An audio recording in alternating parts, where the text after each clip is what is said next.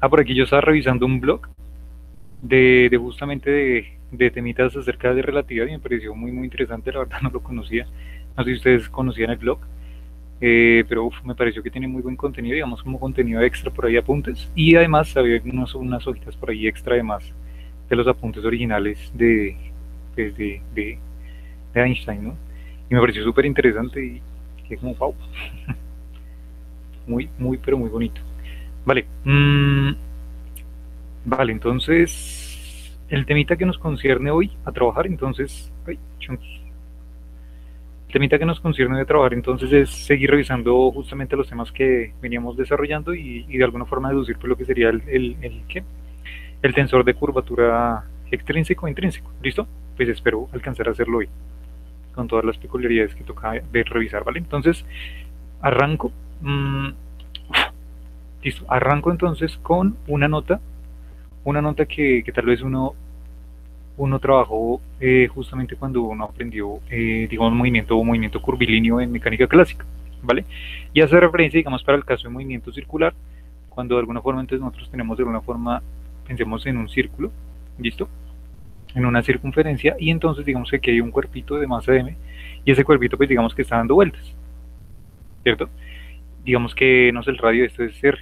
Y entonces nosotros recordamos que por allá en mecánica clásica, pues aprendimos de alguna forma, por ejemplo, si consideramos que, no sé, por ejemplo, que la velocidad justamente, o sea, la magnitud de la velocidad, digamos, de esa particulita que estaba dando vueltas, digamos, vamos a considerar justamente que de uno, ustedes recuerdan por allá de mecánica clásica, que uno sabía de alguna forma que la aceleración normal, ¿cierto? La aceleración normal era igual al v cuadrado sobre r, o si ustedes más bien lo recuerdan como, digamos, la aceleración esta centrípeta, ¿cierto? Que era justamente asociada a ese vector normal relacionado, pues, en este caso con el eje, pues, de rotación, ¿no? Y entonces, digamos que aquí cuando yo coloco entonces esta condición, de alguna forma para cuando estoy seleccionando justamente una aceleración normal, pero con la velocidad igual a 1, ¿no? Específicamente, no sé si ustedes lo recuerdan, pero a esto justamente, a esta relación donde esto quedaría ya como un 1 sobre r, ¿cierto? De esta forma. De hecho, a eso se le titula un nombre, ¿listo? Y este nombre que se suele llamar los libros de texto de mecánica clásica, el 1 sobre r, es la famosa k, y esto es la curvatura, o el radio de curvatura, no sé si ustedes lo recuerdan, que es justamente cuando estamos trabajando trayectorias curvilíneas, pues eso simplemente era lo que me representaba la curvatura, esa relación uno entre ese radio específicamente, ¿no? Y eso es lo que uno denominaba justamente como curvatura, ¿vale? Um, vale, esperen a ver, creo esto. Bueno, listo.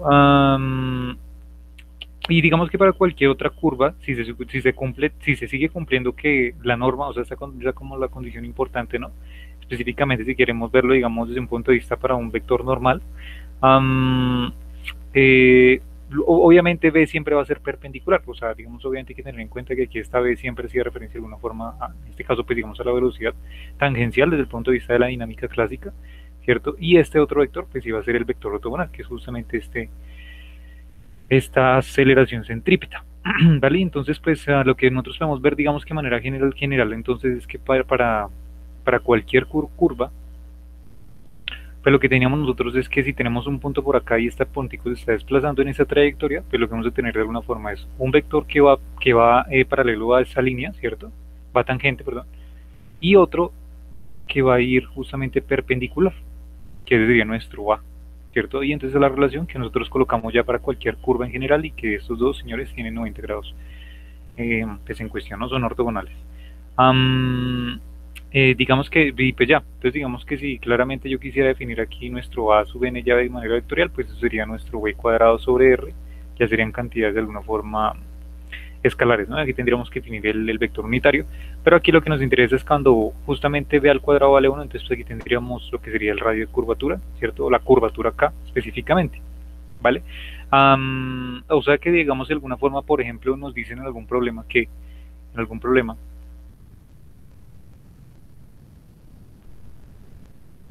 por ejemplo, nos dicen que justamente, no sé, por ejemplo, la magnitud de la aceleración, bueno, sería magnitud, ¿no? ya que no estoy colocando el vector unitario, pero la magnitud, por ejemplo, del vector aceleración, de alguna forma, pues digamos, no sé, es un número cualquiera, digamos, me invento 5, ¿vale? Y como me inventé 5, entonces de esta relación lo que me doy cuenta entonces es que 5 debe ser igual a 1 sobre r. Por tanto, ¿cierto? Yo podría decir entonces que r va a ser un octavo, pero además también puedo decir entonces que k, o la curvatura, pues va a ser justamente S5, ¿cierto? Por esta relación que tenemos acá, ¿vale? Vale, esto simplemente lo hago como un recuento súper rapidísimo, súper pero rapidísimo, pues para que ustedes más o menos recuerden a qué hacía referencia a todas estas nociones pues de curvatura, ¿no? Pues desde el punto de vista de la física clásica, pues porque con eso entonces vamos a tener ya una leve intuición de lo que va a pasar pues en todo este mundo raro. Ahora, si consideramos entonces para una superficie,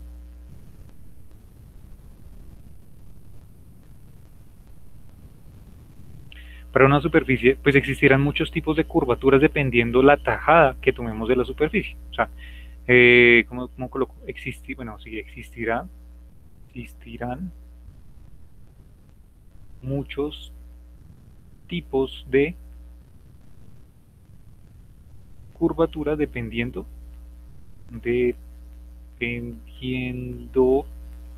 la, colocar aquí entre comillas, tajada,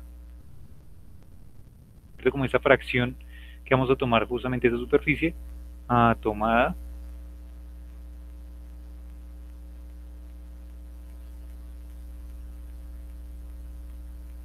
de la superficie. O sea que si de alguna forma, por ejemplo, nos inventamos, no sé, un mundo donde, por ejemplo, como yo coloco esto, por ejemplo, una superficie, ¿listo? Y donde, por ejemplo, tenemos, no sé, una hormiguita, nuestra hormiguita de ayer,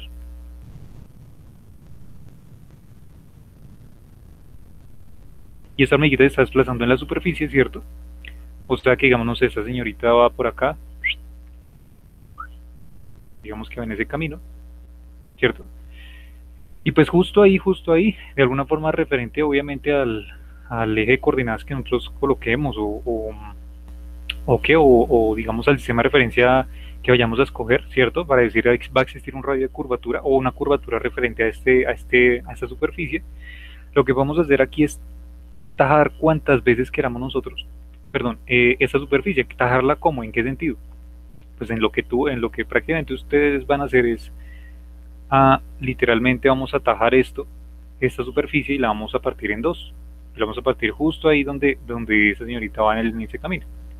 ¿Vale? Digamos ahí justamente, ahí donde está paradita esta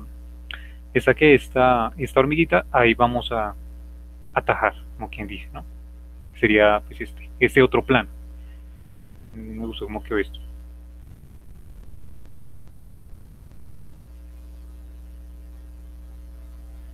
¿Cierto? Y entonces a lo que me refiero es que, claro, aquí tenemos una variedad, ¿cierto? Tenemos una superficie, no se llama la superficie 1, y esta tajada de alguna forma sería otra superficie 2, ¿cierto? Y en ambas superficies lo que podemos decir es que puede existir, alguien estaba intentando entrar, changos, bueno, ahora sí otra vez, ya, ¿tú? Eso. Bueno, ahí le voy a aceptar. Listo, entonces en ambas superficies lo que vamos a tener es de alguna forma un radio de curvatura y pueden existir varios. ¿Por qué? Pues porque si hago una tajada de alguna forma, ¿cierto? En superficies, pues si se dan cuenta, si por ejemplo, no sé, digamos yo defino para este marco local, digamos aquí que ese sea mi 0, 0, ¿cierto? 0. Entonces de alguna forma pues este señor va a tener un radio de curvatura con referente a la superficie 1, pero además en esa otra tajada pues también podríamos tener cerca de este punto, por ejemplo, también en ese punto 0, 0, 0, ¿cierto? Otro radio de curvatura para la hormiguita. O sea que podríamos hacer tantas infinitas tajadas que nosotros queramos dependiendo de qué objeto estamos estudiando, en este caso la hormiguita, ¿cierto? Y por tanto existirán curvaturas que se llaman principales y mínimas, o sea, como máximos y mínimos, ¿sí? Entonces aquí hace referencia más que todo a esos máximo y mínimo, a cuál superficie tomamos, digamos, como entre comillas original, ¿no? ¿Cuál es nuestro punto de base, que sería por ejemplo esta? Y luego si tajamos ahí, entonces estos serían de alguna forma esos casos particulares, ¿vale? Por colocar un ejemplo fácil de esto para que más o menos se entienda, que eso es un poquito abstracto, yo lo sé. Por ejemplo, podemos mirar un segundo lo que sería entonces trabajar con, digamos, un cilindro. ¿Vale? Y entonces en el cilindro, por ejemplo, en el cilindro existirán dos tipos de curvatura. Entonces, hago un cilindro. Aquí no hay para hacer cilindros de una vez. No sé, creo que no. Ah.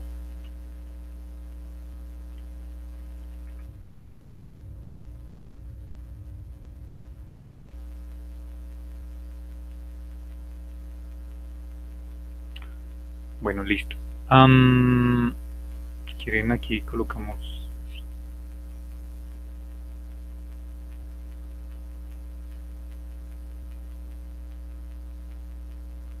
Bueno, ahí. Vamos. Listo. Y entonces en el cilindro lo que pasaría es que tendríamos varios tipos de curvatura. ¿Por qué? Pues porque, a ver, ¿cómo podríamos pensarlo? Sería mirar justamente esas rodajas de las que les digo, digamos así tal cual como está el cilindro. Si yo les pregunto en un segundo cuál sería la curvatura que ustedes me darían o si habría una curvatura, pues ustedes me dirían que claro que sí, ¿cierto? Pues porque es un cilindro, de alguna forma, pues esto que está aquí prácticamente, ¿cierto? Estas circunferencias que están aquí por esta altura, pues me forman el cilindro. De alguna forma habría una curvatura. Y esa curvatura pues sería la que podríamos definir que justamente está relacionada con este radio del cilindro, ¿cierto? Y que está justamente dentro, podemos decir que está dentro del cilindro, ¿cierto? Porque si nos paramos, por ejemplo, por acá,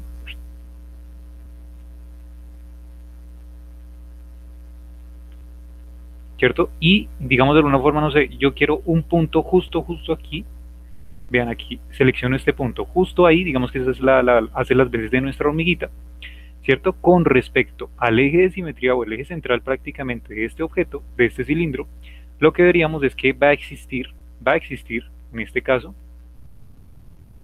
para este señor, pues podemos decir si quieren un radio de curvatura o una curvatura, pues de la forma 1 sobre r en este caso, ¿vale?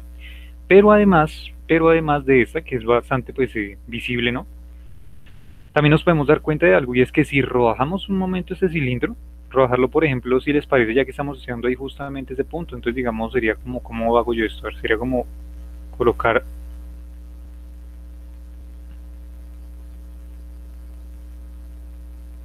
justo aquí, ¿vale? Entonces lo que va a hacer de alguna forma es partir literalmente esta rodaja por toda la mitad, justamente donde está el punto al cilindro. Y lo que nos damos cuenta, partiendo justamente en este momento, con esta otra rodaja, con esta otra superficie, este cilindro, lo que nos damos cuenta es que con respecto a esta otra superficie, llamémosla Surface 2, Guillén Gringos, y esta Surface 1. Entonces, de la Surface 1, que sería justamente el cilindro, pues tenemos que existe un radio de curvatura que sería 1 sobre r, pero además, respecto a la Surface 2, también existirá un radio de curvatura, solamente que si se dan cuenta, esto prácticamente es un plano, ¿cierto? Esto prácticamente es un plano, y prácticamente como es un plano, entonces lo que existirá para este punto, esta rodaja prácticamente que estamos aquí armando, entonces para este punto, nuestro radio de curvatura o un K sub 2, pues va a ser igual a 0. ¿Por qué? Vuelvo y repito, pues porque con respecto al cilindro, que es digamos una de las primeras superficies, o sea, pilas, aquí donde ando son las superficies, ¿no? Para el cilindro, para la superficie del cilindro, o sea, para todo esto, esta pelotica se va a mover con respecto a él, ¿cierto? Digamos, va a empezar a dar vueltas, y pues existirá de alguna forma una curvatura asociada justamente pues a la eje simetría del cilindro. Pero si lo miramos desde el punto de vista de una rodaja, ¿no? O de la Surface 2, ¿m? Lo que vamos a dar cuenta es que justamente sobre esta línea, o sea, sobre esta línea, si quieren la marco con otro color. No, esto es rojo, ahí está.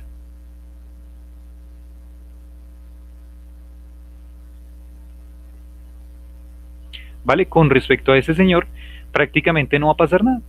No va a pasar absolutamente nada, porque si digamos la pepita después está por acá, y volvemos a hacer una rodaja, si se van a dar cuenta, justamente vamos a partir otra vez esto por la mitad, y esta señora se va a encontrar justo ahí otra vez, ¿vale? Y si luego colocamos a la pepita por acá, entonces partimos otra vez por la mitad del cilindro, ¿cierto? Y entonces en la Surface 2 ese puntico va a estar ahí en ese mismo punto. O sea, lo que yo sé que tal vez es un poquito abstracto, pero necesito imaginación, ¿vale? Y la imaginación viene justamente del hecho de que traten de pensar cómo pasaría esto, digamos, pues en su mente si esta bolita se está moviendo, digamos, en sentido contrario a las agujas del reloj. Y a medida que en un punto que ustedes quieran tomar, toman una fotografía y ahí justamente cuando toman esa fotografía, parten entonces el cilindro y ese puntico va a estar justamente posicionado en la Surface 2, pero como si pareciese como si no se moviera. ¿Vale? Y que no se moviera justamente implica el hecho de que no existe curvatura para la Surface 2. ¿Vale? Pero sí para la Surface 1, pues porque desde el punto de vista sí hay una curvatura específicamente asociada, ¿vale? Mm, Vale, y entonces aquí lo que podemos pensar es que al tener superficies dentro de una variedad, y dado que para cada observador de la variedad se tiene que los tres tipos de tensores de curvatura pueden venir representados por, o sea, en otras palabras, a ver, yo ocurro esto un poquito por abajo. Ah, güey.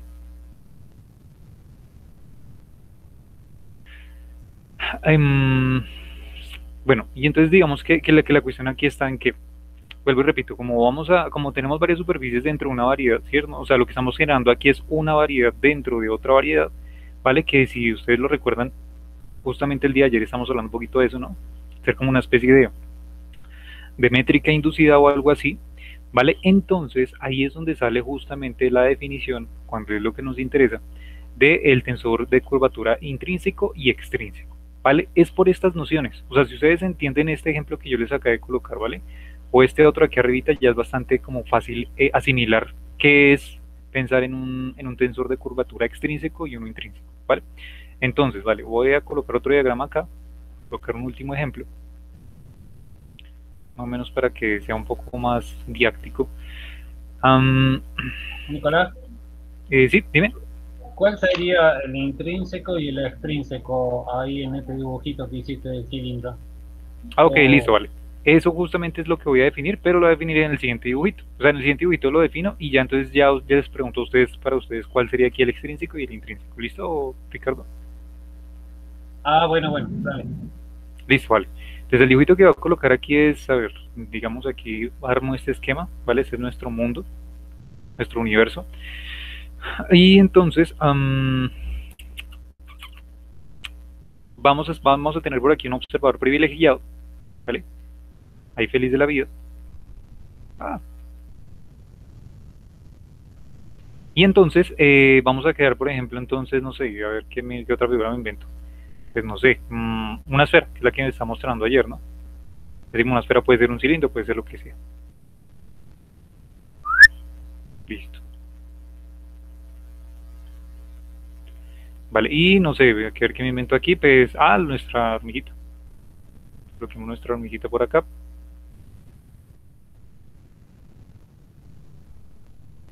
Bueno, listo. Qué hormiga tan rara.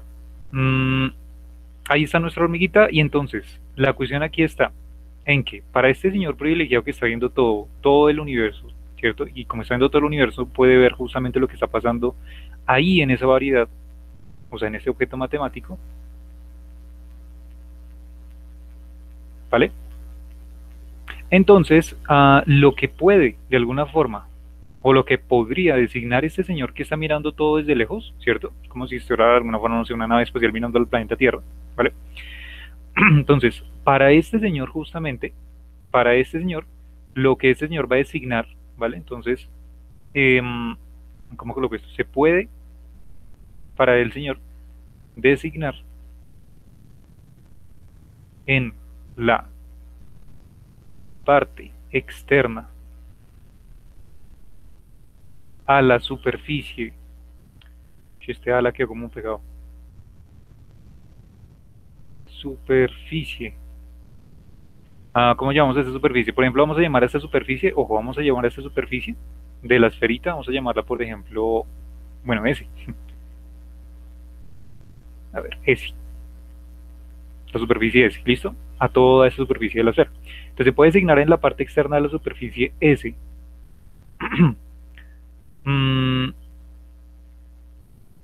desde la variedad externa un, dos puntos, y entonces aquí esa es la respuesta justamente. Entonces, tensor de curvatura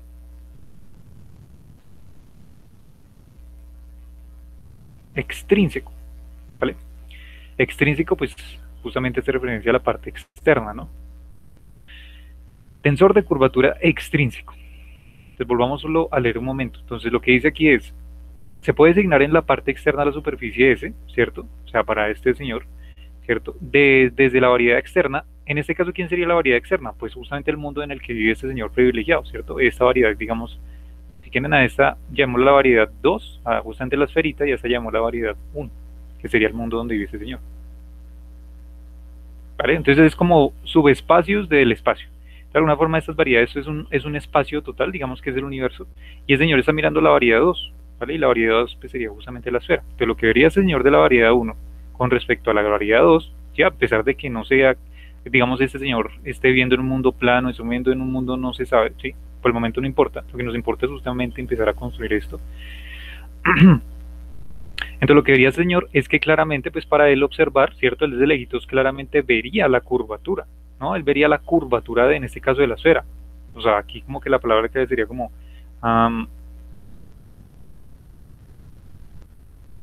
él ve la curvatura.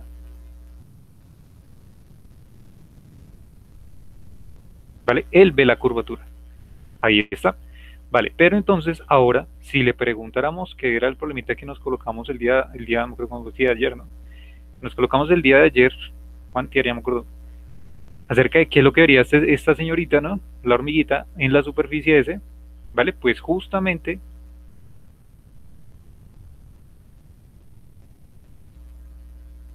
en la superficie no se observaría curvatura, ya que la hormiga vería el mundo bidimensional plano en este caso, ¿no? Por lo tanto, allí se define dos puntos, lo que se llamaría entonces el tensor de curvatura intrínseco. Ahí está.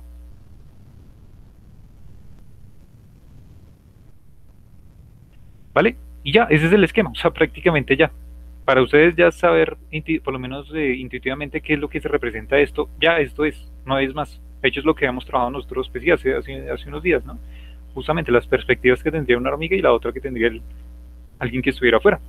Es justamente eso que va a ver el señor que está afuera. Es lo que nosotros vamos a llamar el tensor de curvatura extrínseco. ¿Vale?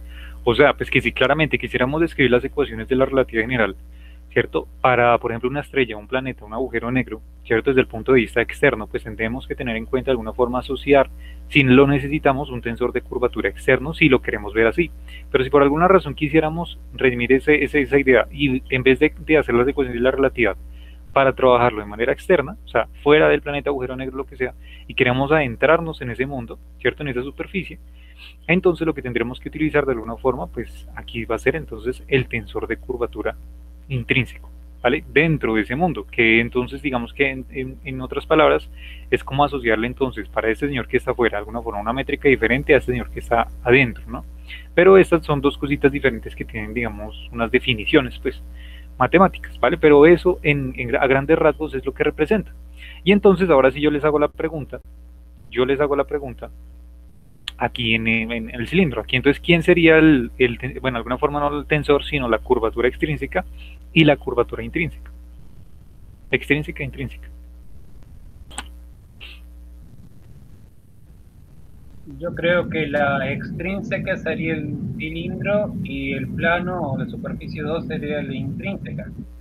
Y asociamos las dimensiones. Exactamente, intrínseca y esa sería extrínseca.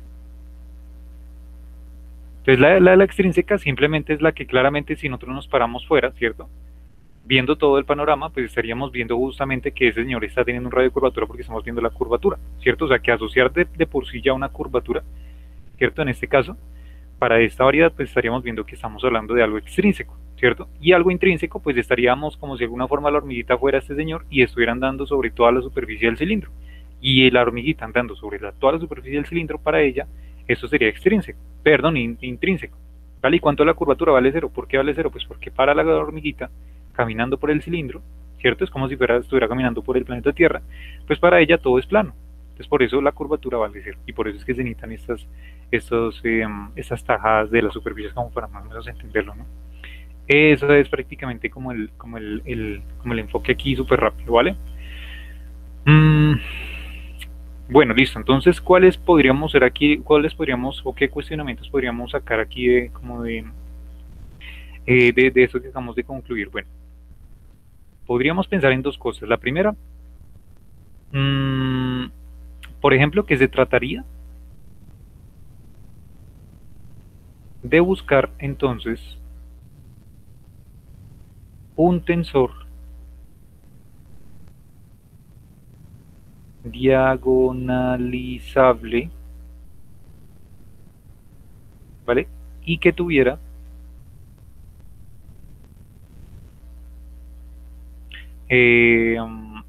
pues bueno, en este caso digamos que estamos trabajando el ejemplo de una variedad inmersa en otra. Entonces pues sería que tuviera dos valores propios, o sea, pues para nosotros en todo este contexto que tuviera una curvatura K sub 1 y otra K sub 2, ¿vale? Y obviamente que sean independientes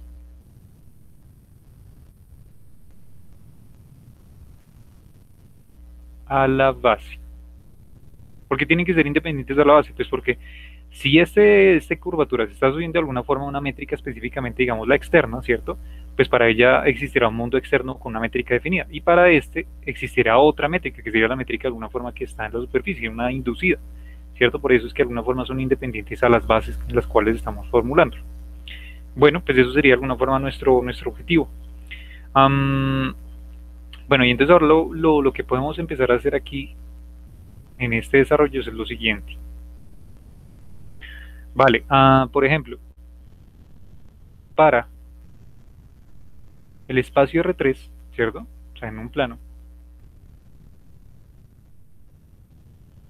lo que hemos venido sabiendo es que justamente para un plano,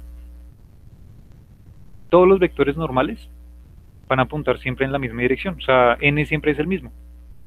¿Están todos de acuerdo? Si coloco aquí un vector normal, un vector normal, un vector normal, ¿cierto? Un vector normal, un vector normal. Todos los vectores normales siempre van a ser los mismos en el plano,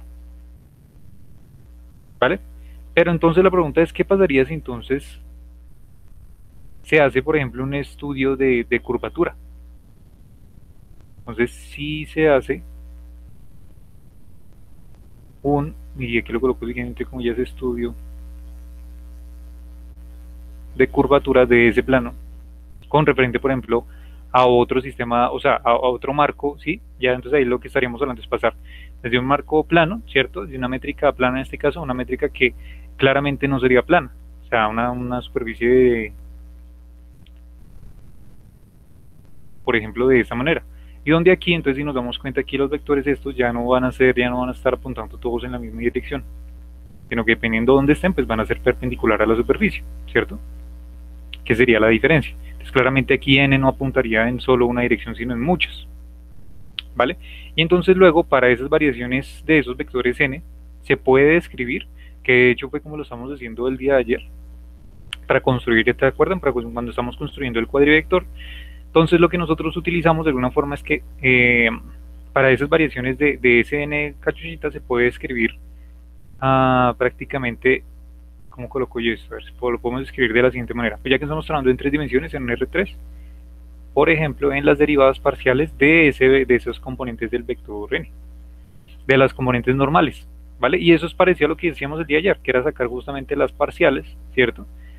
de la función que estábamos estudiando en cuestión, y eso nos da las componentes de los vectores, ¿vale? O sea que aquí es prácticamente algo de la misma utilidad que estamos haciendo el día de ayer, ¿vale? Entonces en este caso donde I y J pues tendrían los valores de 1, 2 o 3, que es justamente, pues ya que estamos hablando en espacio R3, pues serían las 3 dimensiones espaciales. ¿Listo? Y entonces luego ya que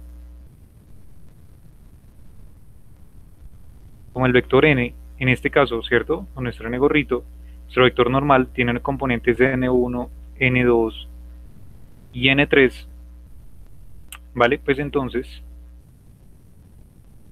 pues existirán entonces para las derivadas parciales, pues existirá entonces lo que sería la parcial en x o la parcial sub 1, ¿cierto? La parcial 2 y la parcial 3, que serían parcial x, parcial y, parcial z. ¿Vale? Y eso entonces de alguna forma lo que me está afirmando, y prácticamente aquí como el modelamiento que podemos pensar, es que teniendo en cuenta que de alguna forma se cumplen las relaciones de alguna forma que podemos aplicar para esos términos, para cualquier valor, digamos, parcial con respecto a cualquier coordenada específicamente, o sea, para cualquier vector unitario que nosotros escojamos en cuestión, entonces prácticamente podemos decir que este señor constituye lo que sería pues un tensor, pero un tensor bastante extraño, que en principio pues pensaría uno, pero ¿cómo así? Pues vamos a llamar ese tensor para cada una de las componentes, podríamos digamos titularlo como el tensor B sub I J, ¿vale? Y esto parcial sub I, N sub J. O sea que para la componente que yo quiera de un tensor específicamente, que me esté nombrando las variaciones, cómo cambia ese vector normal, ¿cierto? Con respecto a cada coordenada, pues esto sería justamente lo que me representaría. Pueden verlo, tal vez de pronto saben cómo pueden verlo como si fuera una especie de, ¿qué? Una especie como de divergencia. ¿Por qué divergencia? Pues porque si se dan cuenta, esta n viene siendo un vector normal, ¿no? Aquí tenemos los componentes de los vectores normales, y esta parcial pues hace las veces de un gradiente, por ejemplo. Entonces claramente un operador Nabla multiplicado por un vector, eso puede ser tanto una divergencia como un rotor. Pero pues aquí no tenemos rotores porque no estamos rotando nada, simplemente estamos colocando justamente cómo cambia ese flujo, ¿vale? O sea que ese tensor podría estarse pensando intuitivamente como si fuera un flujo, ¿vale? Y es acerca justamente lo que nos responde este tensor, es acerca en cómo cambian, ¿cierto? Cómo está cambiando, ¿cierto? Esas componentes de nuestros vectores normales con referente a la coordenada que escojamos, ¿vale? Y entonces, con eso lo que podemos pensar es que si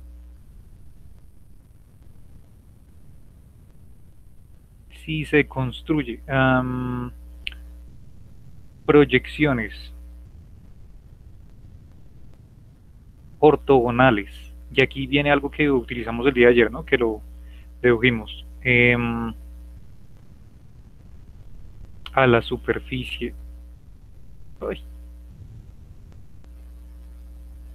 a n, o sea, los ortogonales a n, lo que hacíamos el día de ayer, si lo recuerdan, que era justamente pintar un vector unitario, ¿cierto? Y entonces lo que hacíamos era de alguna forma crear esos vectores que eran perpendiculares en la superficie, que eran estos de acá, digamos, por ejemplo, ¿cierto? Entonces podemos pensar en una proyección, ¿cómo se proyectaría? Esa es la pregunta, o sea, teniendo un vector normal, ¿cómo proyectaríamos de alguna forma entonces pues, eso que estamos aprendiendo, ¿cierto? Justamente pues, para nuestros vectores normales de cualquier variedad, o sea, para cualquier superficie, ¿vale? Y entonces, lo que entonces podríamos ver, y eso me toca aquí devolverme un tris, aquí cojo el mouse un momentito. Y es que para esto nos tocaría ver un momentico lo que hicimos el día de ayer, que fue lo último a lo que llegamos. A ver.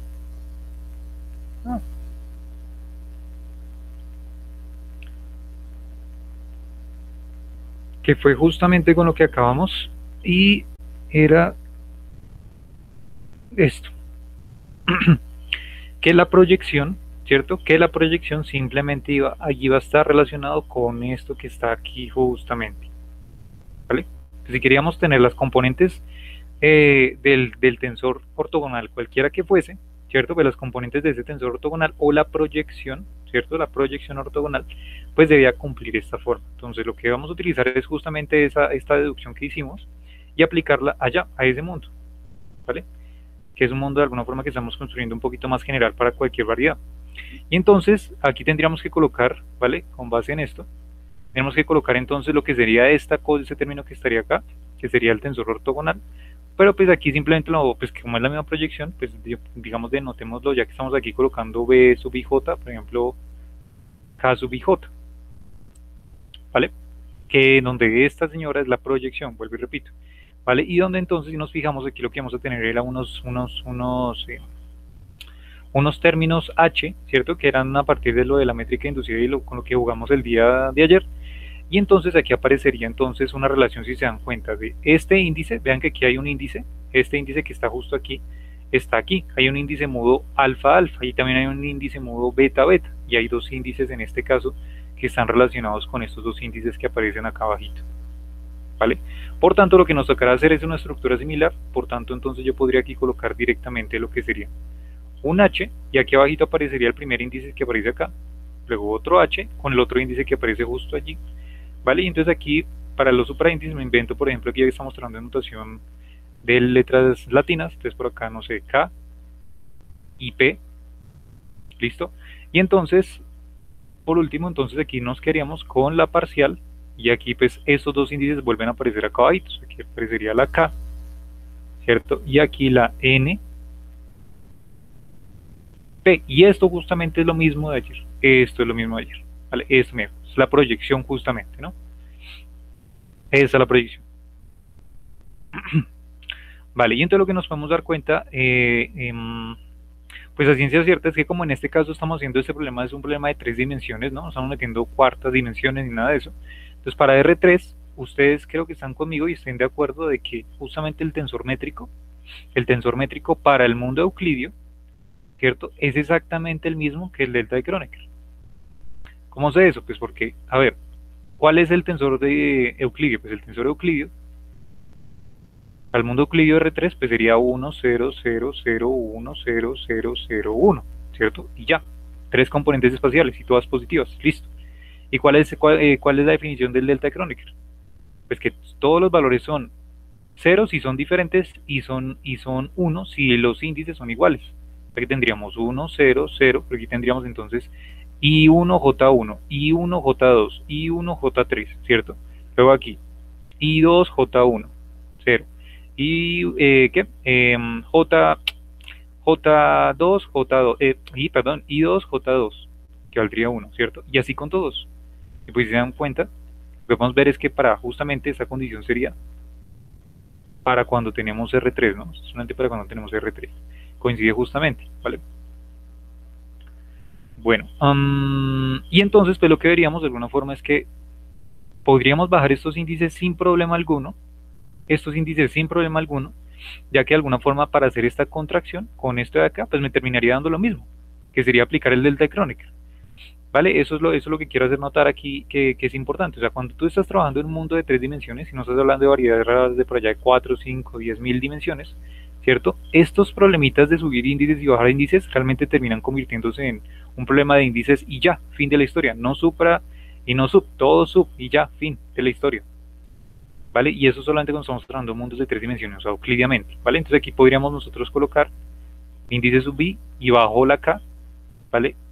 El índice j bajo la p, y eso me queda pues igual, k y p, ¿vale? Y no tengo problema alguno, ¿vale? Porque es que recuerden que cuando contraíamos y ese jueguito que hacíamos de contraer, es cuando los utilizamos específicamente cuando estamos hablando de variedades, en este caso de más de 3 dimensiones, ¿sí? En el caso de espacio-tiempo, pues por eso es que necesitamos hacer esas contracciones y tener cuidado con subir y bajar índices, pero aquí en este caso no, ¿vale?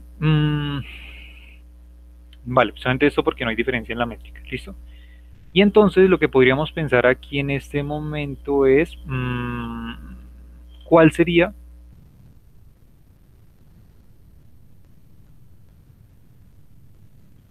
la traza de justamente el K sub IJ? ¿Cuál sería la traza?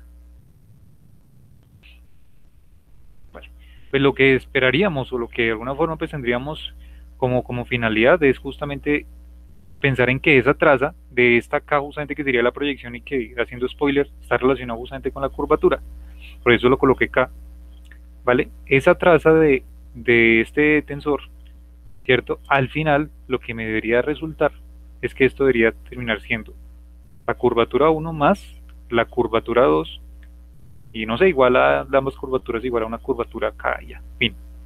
Cómo sé esto? Recuerden que la traza de una matriz simplemente es sumar sus componentes diagonales, ¿cierto? Pero como nosotros definimos en un principio que esperábamos, ¿dónde lo dijimos? Ah, bueno, yo lo comenté. Ah, aquí está, mentiras. Que se trataría de buscar un tensor diagonalizable, o sea, que tuviera sus componentes en las diagonales, ¿cierto? Y que tuviera dos valores propios cada uno, k sub 1 y k sub 2, o sea, que para los valores en la diagonal serían justamente k sub 1 y k sub 2, y el resto es 0, ¿vale? Eso es una matriz diagonalizable, o un tensor diagonalizable, ¿vale? Y obviamente al calcular la traza de estos dos señores, o sea, o de esta matriz, pues tenemos que eso tiene que ser k sub 1 más k sub 2, ¿listo? Por eso es que estoy colocando lo que estoy colocando acá abajo. Vale. O sea que tenemos dos características acá.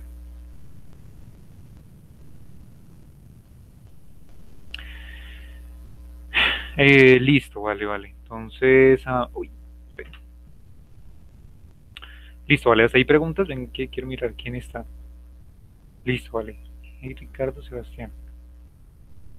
Perfecto, listo. ¿Hasta ahí preguntas o más o menos todo claro? Es un poquito de más abstracto, pero bueno. Listo.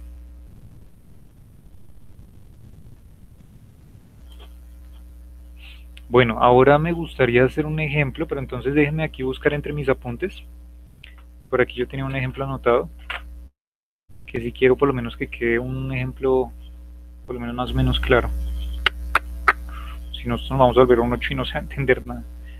A ver, bueno, aquí tengo un ejemplo. Joder, eso es mucho. Esperen, a ver, voy a intentar hacerlo. Intentaré ir mirando los apuntes y les voy mostrando a ver si me defiendo con esto. Vamos a ver.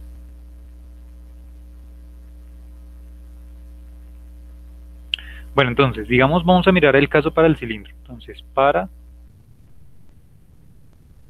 el cilindro, que era nuestro ejemplo allá arriba, ¿no? Entonces, para el caso del cilindro, a ver, miro yo aquí. A ver, para el caso del cilindro tendríamos que... Ah, bueno, entonces armamos el cilindro por aquí. Vamos por acá a la otra.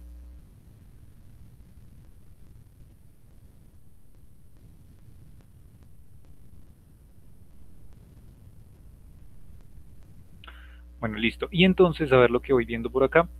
Lo que dice es, vale, vamos a formar, por ejemplo, entonces, a ver, vamos a formar, por ejemplo, vectores normales a la superficie, sí, que es justamente lo que, o sea, todo lo que estamos tratando de hacer, de describir, de nuestra variedad. En este caso, ¿cuál es nuestra variedad? Pues un cilindro, ¿vale? Y entonces vamos a formar vectores que sean perpendiculares. Aquí, por ejemplo, podríamos colocar uno, por acá otro que va en la misma dirección, ¿vale? Digamos uno que vaya por aquí, a ver cómo coloco esto, digamos, ya sea, vamos a colocar aquí esto así, y por acá, digamos, o sea, un punto en particular por acá, ¿vale? Este punto en particular, digamos, y entonces, digamos que por acá tendríamos lo que serían los otros vectores normales, digamos uno que vaya hacia afuera, ¿listo? Digamos estos que van como hacia afuera, digamos, lo estoy viendo así en perspectiva. Listo. Y entonces, lo que veríamos aquí, bueno, lo que hemos dicho, de hecho, nosotros así, ya de por sí, era que de alguna forma entonces la curvatura dada para esta línea, ¿cierto? O sea, para, de alguna forma, nuestra tajada, ¿cierto? Vale, habíamos visto que justamente para esta tajada, y de hecho por eso la coloco como línea recta, para esa tajada digamos que esa curvatura justamente va a ser 0. Y para la otra tajada, que sería, o para simplemente el eje de simetría, ¿cierto? Para la otra variedad, que sería justamente esta que es curvita, entonces para esta otra, designamos o dijimos que esa otra iba a ser 1 sobre R, ¿vale? Por la relación de ahí arribita. Vale, y entonces ahora si vemos en perspectiva, mirando desde arriba el cilindro, ¿qué veríamos mirando desde arriba el cilindro? Pues mirando desde arriba del cilindro lo que veríamos es que nuestro vector, todos nuestros vectores normales, sería, mirado desde arriba, ¿no? Y lo que veríamos es que todos los vectores normales pues saldrían de alguna manera así. Todos están de acuerdo, saldrían así, así, así, así.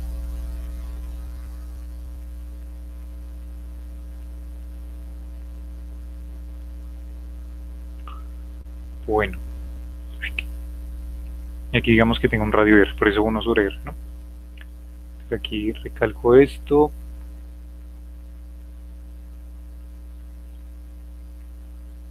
Listo, vale. A ver, ¿qué más tengo por acá? Entonces, a ver. A ver, ¿qué dice aquí?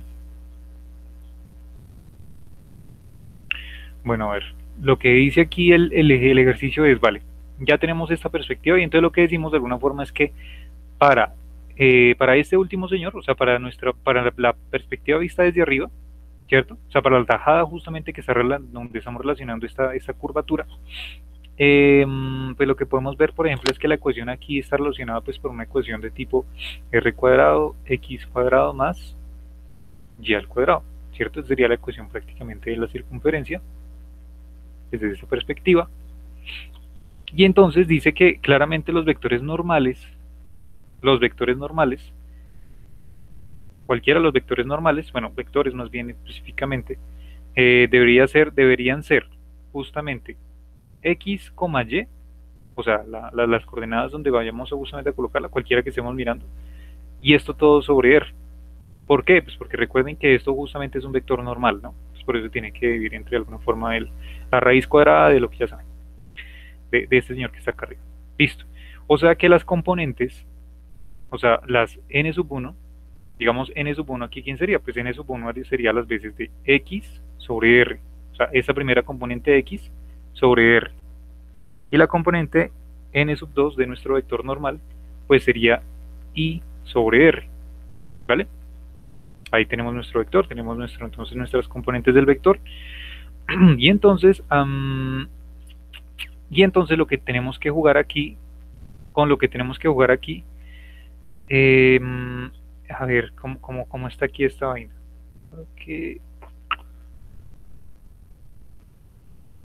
X. A ver, bueno, voy a tratar de entenderme yo mismo. En primer lugar dice entonces, vamos a hacer la parcial, vamos a por ejemplo a coger la parcial 1, o sea, con respecto de x, del r, ¿vale? Del r, y específicamente r, ¿quién es? Pues r ya es nuestra ecuación que estamos teniendo en cuenta, ¿no? Esta que está por acá arribita, ¿vale? Y si hacemos la parcial de r, lo que tendríamos aquí sería lo siguiente, a ver, el juego que tendríamos aquí sería el siguiente, tendríamos parcial 1, y como esto de aquí r, ¿a qué sería igual? Pues sería igual a x cuadrado más y cuadrado, y todo esto a la 1 medio, ¿cierto? Entonces tendríamos que ser la parcial de esto. ¿Con quién respecto a quién? Pues con respecto a x, porque con respecto a x estamos derivando, ¿no? Recuerden que la parcial 1 es con respecto a x. Por tanto, lo que tendríamos acá sería, para derivar esto, pues entonces bajamos, hacemos derivada externa, ¿cierto? Y luego dejamos todo esto igual, intacto, y le restamos 1 al exponente, entonces menos 1 medio. Y aquí hacemos derivada interna, que sería 2x, ¿vale? ¿Y esto cómo nos quedaría entonces? 2 y 2 se van, ¿cierto? Y nos quedaría entonces, esto sería x, sería este x que está acá, y como aquí tenemos 1 sobre raíz cuadrada de esto, pero esto a su vez, ¿cierto? Esto a su vez, pues es el mismo r, pero en el denominador. Aquí tendríamos esa respuesta, ¿vale? Ya esto lo podemos llamar entonces r sub x. Vale, simplemente digamos que estamos haciendo ahí truquillos matemáticos porque yo también a mí mismo me voy entendiendo con lo que estoy haciendo. ¿Listo? Entonces, vale. Lo que tenemos como conclusión aquí es que entonces la parcial 1 de r es igual a x sobre r, que es rx. ¿Listo? Dejémoslo así titulado. Listo. Y por otro lado, entonces, a ver. Vale, y por otro lado, haciendo lo mismo, pero entonces ¿para qué? Para y. Listo, entonces haciendo lo mismo, entonces parcial, pero aquí en este caso sería parcial 2, ¿no? De r, pues tendríamos que entonces esto va a ser igual a y, espero que estén de acuerdo conmigo, con y sobre r, y esto igual a r sub y. Tendríamos que hacer exactamente lo mismo, ¿no? Listo, vale, bueno, eso es lo que tengo ya anotado. Y entonces aquí es donde empezamos a jugar con las definiciones que coloqué por acá. Entonces la definición que coloqué por acá fue intentar hacer, para encontrar esos flujos, ¿no? Esas componentes de ese tensor, de alguna forma hacer las derivadas, ¿cierto? De esas componentes, derivadas de esas componentes, esto que está acá, ¿vale? O inclusive esto que va a salir del proyector, ¿vale? Pero bueno, primero enfoquémonos en este de aquí arribita. Entonces, a ver, miro yo aquí. Listo, entonces, dice luego entonces, pues hagamos entonces lo que sería la parcial 1, n sub 1, ¿cierto? Parcial 1, n sub 1. ¿Y esto qué va a ser igual? Bueno, según lo que acabamos de ver, aquí, hace un momento, si quieren me lo llevo un momentico para tenerlo allá arriba presente. Quiero que se fijen que, bueno, quiero que se fijen antes una cosa. Quiero que se fijen que esto que acabamos de calcular nosotros, simplemente derivando, como quien dice, la ecuación en cuestión, ¿sí? Digámoslo desde el punto de vista físico, a veces es la ecuación de ligadura, ¿no? Derivando la ecuación de ligadura, lo que tenemos es que esta respuesta que nos dio, simplemente derivándolo con respecto con respecto a x, en este caso, lo que nos dio fue x sobre r. Pero miren que x sobre r justamente es la componente de n sub 1, o sea, la componente del vector unitario, del vector normal, perdón. ¿Sí o no? Ahí está, es justamente lo mismo. Aquí vamos a decir que esto al final, ¿cierto? Esta parcial también vendría siendo lo mismo que, ¿qué iba a hacer yo? Que n sub 1, ¿no? Entonces,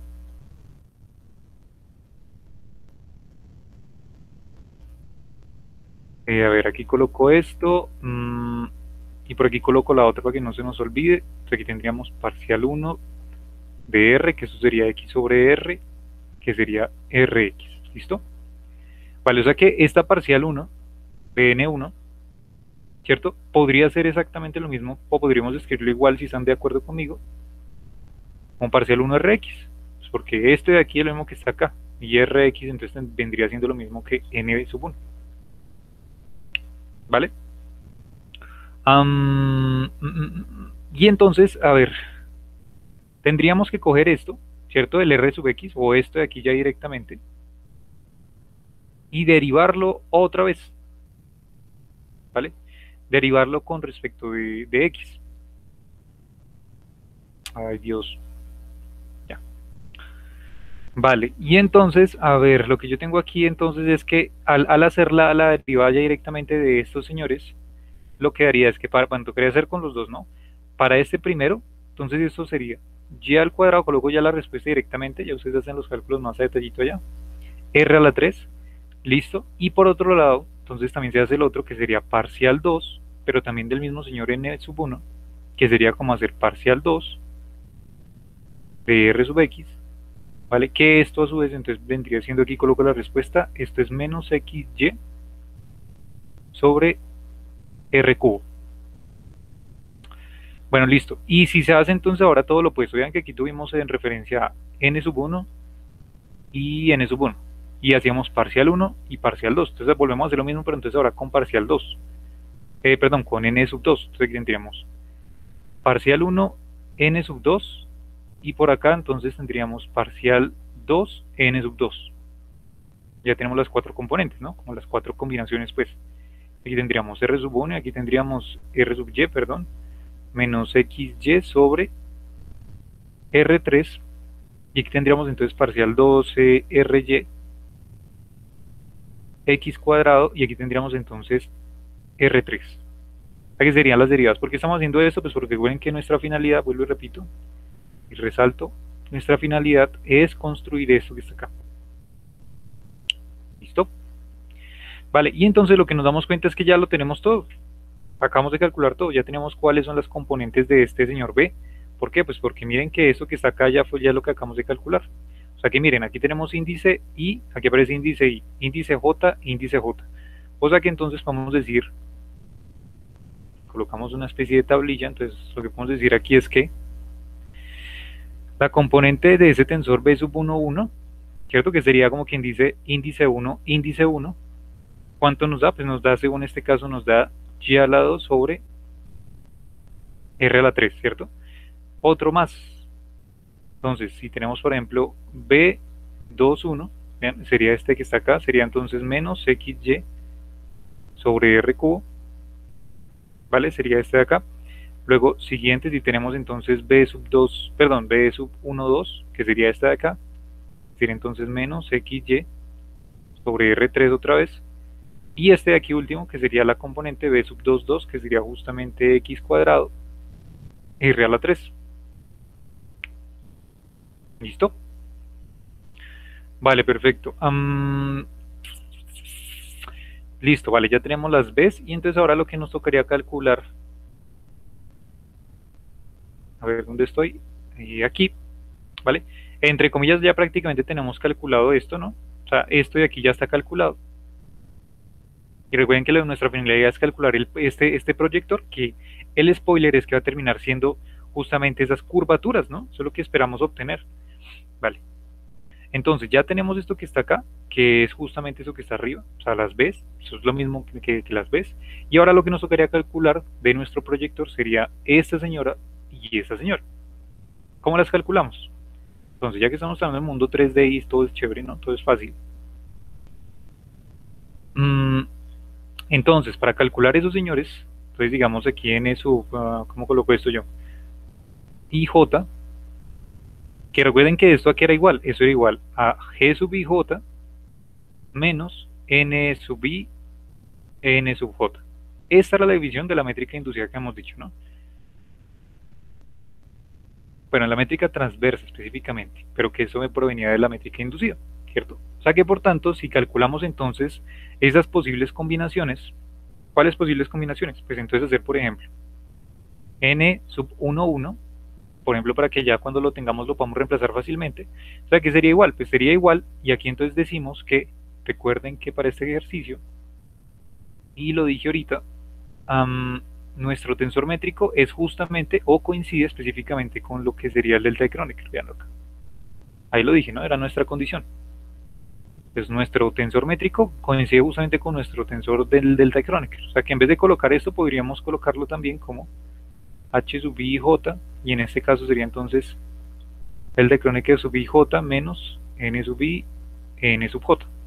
Ahora sí, entonces si calculo esto, sería hacer delta de Kronecker 1, 1 menos N sub 1, N sub 1. ¿Por qué? Tanto I como J valen 1 y 1. ¿Listo? Vale, ¿y qué obtenemos de acá? Pues lo que obtendríamos sería que aquí tenemos delta de Kronecker, ambos índices son iguales, y como son iguales, pues esto vale 1, ¿cierto? 1 menos, y entonces aquí tendríamos que hacer, ¿qué? Pues N sub 1 por N sub 1. Pero ¿cuánto hemos dicho que valía N sub 1?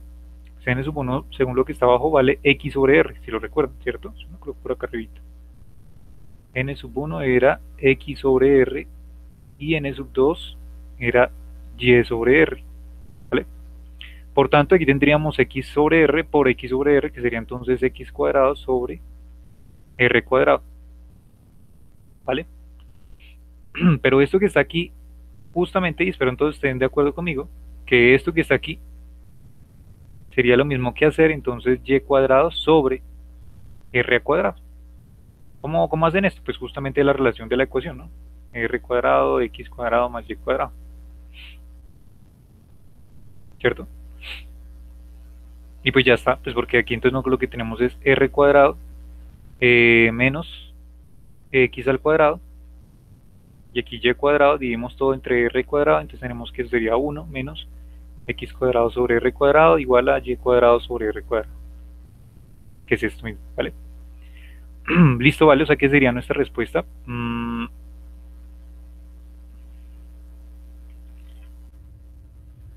Vale, y entonces nos vamos por el otro lado, entonces decimos ahora, listo, yo quiero calcular ahora el H sub 2, 2, o sea, que tendría que ser entonces, bueno, vamos por pasos, 1, 2, que sería entonces delta de Kronecker 1, 2, N1, N2, ¿cierto? Y en este caso, ¿qué nos daría? El delta de Kronecker nos daría 0, porque son índices diferentes, eso nos da 0, menos, y aquí tendríamos que multiplicar N1 y N2, que serían esos dos, vean, X sobre R por Y sobre R, que sería XY sobre R cuadrado, o sea que la respuesta sería menos XY sobre R cuadrado. Vale, espero que estén de acuerdo conmigo. Y si hacemos entonces lo mismo con H sub 2, 1, pues si se dan cuenta va a pasar exactamente lo mismo que con el que acabamos de hacer. Le coloco la respuesta ya de una vez, parecería otra vez X sobre Y, X por Y sobre R cuadrado, ¿cierto? Y por último, entonces coloco por acá, sería el H sub 2, 2. Entonces para el H sub 2, 2 aparecería el de Kronecker 2, 2, N2, N2, y entonces eso sería 1 menos Y aquí sería entonces 1 menos, y aquí aparecería entonces y cuadrado sobre r cuadrado, ¿cierto? Ahí está, que esto entonces sería a su vez ax al cuadrado sobre r al cuadrado, lo mismo que acabamos de decir ahorita, ¿vale? O sea que ya tenemos todos los h's, si se dan cuenta es un proceso ya matemático, ya tenemos todos los b's, ya tenemos todos los h's, ¿vale? Y entonces ahora sí ya podemos calcular lo que sería entonces la proyección ortogonal. Entonces,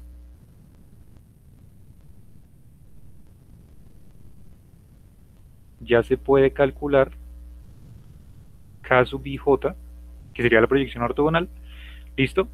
Y entonces, pues aquí podemos entonces jugar con lo siguiente. A ver, esperen, primero voy a traer la ecuación para que ustedes la vean. Listo.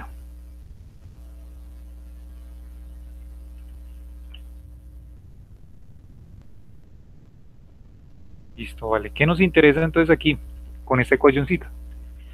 Recuerden que lo que esperamos es que esta métrica, perdón, este tensor sea diagonalizable, ¿no? O sea, que las únicas componentes que vamos a tener van a ser las componentes K sub 1, 1, esta va a ser 0, esta va a ser 0 y la otra debería ser K sub 2, 2, porque esa es nuestra condición, recuerden la condición, es diagonalizable. Por tanto, entonces, si se dan cuenta, para esta ecuación deberíamos resolver justamente, y así también lo podemos resolver inclusive para estas, y podrían encontrar que también les va a dar 0, pero como yo ya sé de igual forma que ustedes lo van a hacer orgullosamente, y van a demostrar que esto da 0, para estos dos señores de acá, o sea, cuando tengamos aquí sería K sub 1, 2 y K sub 2, 1, que les va a dar 0 justamente, ¿vale? Yo lo voy a hacer directamente con los que van diferente de 0, a ver qué nos da. Y entonces lo que tenemos aquí es que, como lo que esperamos aquí obtener es 1, 1, K sub 1, 1, entonces aquí miren que los índices I y J valdrían 1, 1, entonces el primer caso sería K sub 1, 1, y como aquí coloqué I igual a 1, entonces en donde aparezcan todas las partes de aquí voy a colocar 1, y donde aparezca J también voy a colocar 1, ¿listo? Por tanto nos parecería algo así a la forma entonces, H sub 1K, y aquí H, perdón, H sub 1P, ¿cierto? Que sería esta P que está acá. Y esto que está acá, si quieren, déjenmelo simplificar, y entonces en vez de colocar parcial de todo eso, pues porque ya calculamos eso específicamente, pero ya eso lo hemos titulado, lo hemos llamado nosotros justamente esta V que está acá, de flujo, ¿no? Entonces esto que está aquí es lo mismo que aparece acá, entonces más bien en vez de colocar esto de acá, voy a colocar ya directamente la V que la calculamos, ¿listo? Por tanto, esto lo podríamos colocar como V, y aquí como aparece entonces KP, pues colocaré lo mismo, KP, ¿listo? Y ese sería.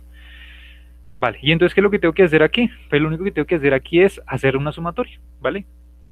Y recalco, eso es una sumatoria, ¿no? O sea, recuerden que aquí esta convención de Einstein yo la sigo trabajando. Que a pesar de que nosotros hayamos bajado los índices, recuerden que ahí hay una sumatoria, ¿no? Es importante, hay una sumatoria. Entonces tenemos que sumar. Tenemos que sumar con referente a todos los que aparezcan. Y entonces, pues podríamos jugar, por ejemplo, cuando K vale 1, ¿cierto? A ver, ¿qué tendríamos acá? Tendríamos que eso sería H1, 1, ¿cierto? Por ejemplo, cuando K valga 1. Bueno, H cuando todo valga 1, entonces tendríamos H1, 1. Y aquí tendríamos entonces B sub 1, 1. ¿Vale? ¿Cuál más? Más. Aquí seguiría entonces el otro. H sub 1, este 1 siempre va a quedar fijo, los unos van a quedar fijos. Aquí K, entonces digamos coloquémosle 2, entonces, y aquí igual lo mismo, 1, 2, bueno, podríamos hacerlo 1, 1 también, ¿no? ¿Cómo lo colocamos? Bueno, sí. ¿Cómo hago? Me volví loco. Bueno, sí, vamos a colocar aquí el 1. Y aquí B sub 1, ¿qué? Confundí. 2, 1. 2, 1. A ver, uy, me confundí horrible. 2, 2, 1. Y aquí 2, 1. Sí, ya. Listo, a ver, ya están. ¿Y cuál me faltaría? Y entonces ahora vamos a hacer comenzando con el 2. Entonces aquí sería 2, 1. ¿Qué? Perdón. 1, 2. Ay, Dios mío. Ay, me volví un 8. Esperen. 1, 1. O sea, cuando K vale 1. Y ahora entonces, cuando P vale 2, 1, 2, ahora sí, aquí sería B, aquí sería entonces 1, 2, sí, correcto, ahora sí, listo, ya está. Y entonces ahora me falta, ¿cuál me falta? Ya tenemos K1, K2, y ya tenemos P1, ¿qué? P1, P1, sí, y me falta P2, P2 con K2, o sea que me falta H1, 2, aquí sería H1, 2, y aquí B, 2, 2, ahora sí está. Sí, perfecto, ahí está. Listo. Vale, y entonces lo que nos damos cuenta es que este señor que está aquí y este señor que está aquí son los mismos. ¿Cómo sé que son los mismos? Pues vale, vamos un momentico aquí a las respuestas que obtuvimos para B sub 1, 2 y B sub 2, 1. Entonces B sub 1, 2 y B sub 2, 1. ¿Cuánto nos da? Menos XY sobre R3. Y se dan cuenta, ambos son iguales, por un lado. Y por otro lado, pues estos señores los podemos conmutar, ¿sí o no? O sea, los podemos invertir, pues porque al final y al cabo son números, también. O sea que esos podemos intercambiarlos y vamos a tener lo mismo. O sea que esto va a dar dos veces eso, ¿cierto? O sea que vamos a decir que K sub 1, 1 va a ser igual a H sub 1, 1, H sub 1, 1, B sub 1, 1, y eso sería entonces más dos veces. Si quieren colocamos aquí, no sé, H sub 1, 1, H sub 1, 2, B 1, 2. ¿Listo? Cualquiera a lo mismo. Más, y el último, H sub 1, 2, H sub 1, 2, B 2, 2. Listo, y entonces ya tenemos todas las respuestas porque entonces ahora nos toca empezar pues a multiplicar todo, ¿cierto? Entonces, ¿cuánto vale H sub 1, 1? H sub 1, 1 vale Y cuadrado sobre R cuadrado. Entonces aquí colocaré un Y cuadrado sobre R cuadrado, y aquí al lado está lo mismo, entonces Y cuadrado sobre R cuadrado, y por B sub 1, 1, B sub 1, 1, vale Y cuadrado sobre R cubo, entonces Y cuadrado sobre R cubo, listo, más, y aquí aparecerá entonces dos veces H sub 1, 1, H sub 1, 2, entonces H sub 1, 1 ya lo tenemos aquí, sería Y cuadrado sobre R2, sí, estoy bien, sí. Luego H sub 1, 2, H sub 1, 2, ¿cuánto vale? H sub 1, 2, H sub 1, 2, está aquí, vale menos Y sobre R cuadrado, menos XY, ¿no? Entonces, menos XY sobre R al cuadrado, listo. Y por último, entonces B sub 1, 2, ¿cuánto nos da? B sub 1, 2 nos dio esto de aquí, menos XY sobre R cubo. ¿Estamos bien? Sí. Listo, entonces sería menos Y, que menos XY, ay, estoy aquí confundido, esperen, B sub 1, 2, menos XY sobre R cubo, sí, estoy bien. Listo. Vale, para este otro término sería entonces H sub 1, 2, que sería entonces menos XY R cuadrado.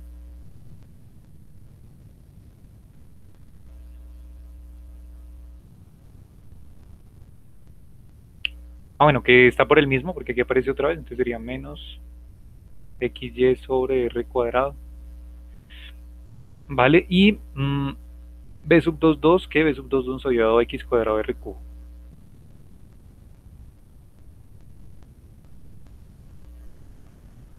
Bueno, ahí creo que ya quedó bien. Ah, ¿qué hice? Ya. Listo. Creo que ya.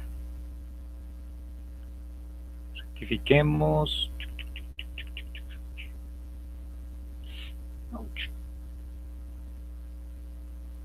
Bueno, sí, ahí creo que ya está bien. Listo.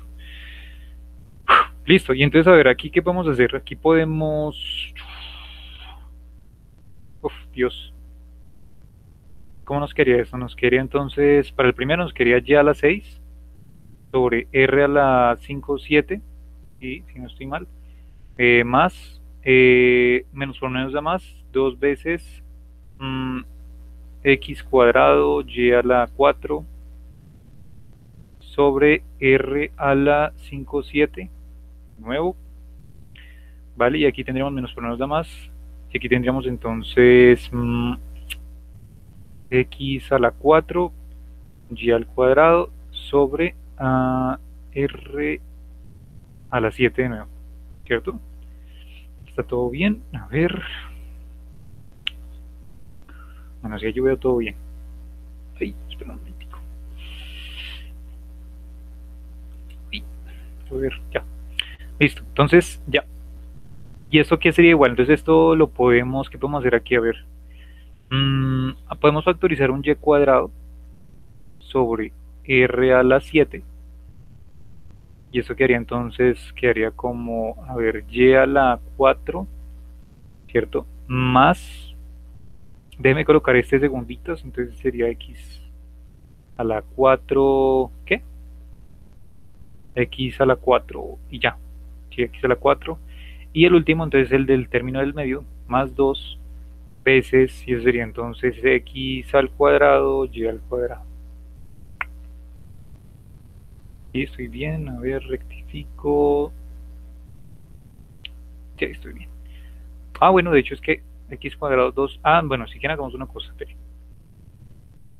2x cuadrado y cuadrado más x a la 4. Voy a colocar así. ¿Por qué? Pues porque aquí directamente, si se dan cuenta, esto justamente es un trinomio, ¿cierto? O sea, esto de aquí justamente tendría la forma x cuadrado más y al cuadrado y nos devuelve esto. O sea que lo que podríamos hacer aquí es decir que r sub 1 va a ser igual a y al cuadrado sobre r a la 7, y esto sería entonces igual a x cuadrado más y al cuadrado sobre, perdón, al cuadrado. Vale, pero esto que está aquí adentro justamente, ¿cierto? Lo que está en el argumento de este trinomio, pues justamente es el radio al cuadrado, ¿cierto? Entonces radio al cuadrado, pues nos quedaría como radio a la cuarta, o sea que eso quedaría como y al cuadrado sobre r a la 7 por r a la cuarta, ¿cierto? Y cancelamos entonces acá y nos quedaría que, ¿qué? Yo porque estoy colocando r, aquí es k, ya. Entonces quedaría que k sub 1 va a ser igual a y al cuadrado sobre r a la 3. Ya se van a dar cuenta, aquí es cuando llegamos a lo bonito, ¿no? Listo. O sea, inocentemente esto pareciera que no sé para dónde vamos, ¿cierto? Pero lo bonito es que nos vamos a dar cuenta que al final buscábamos o vamos a encontrar justamente el logro que queríamos. ¿Listo? Eso sería para el caso 1. Bueno, y haciéndolo para el caso 2 les voy a colocar ya la respuesta porque no quiero volver a hacer lo mismo porque va a salir exactamente el mismo procedimiento, ¿vale? Pero entonces la única diferencia con k sub 2 es que en vez de aparecer una y va a aparecer una x. Va a quedar x al cuadrado sobre r cubo.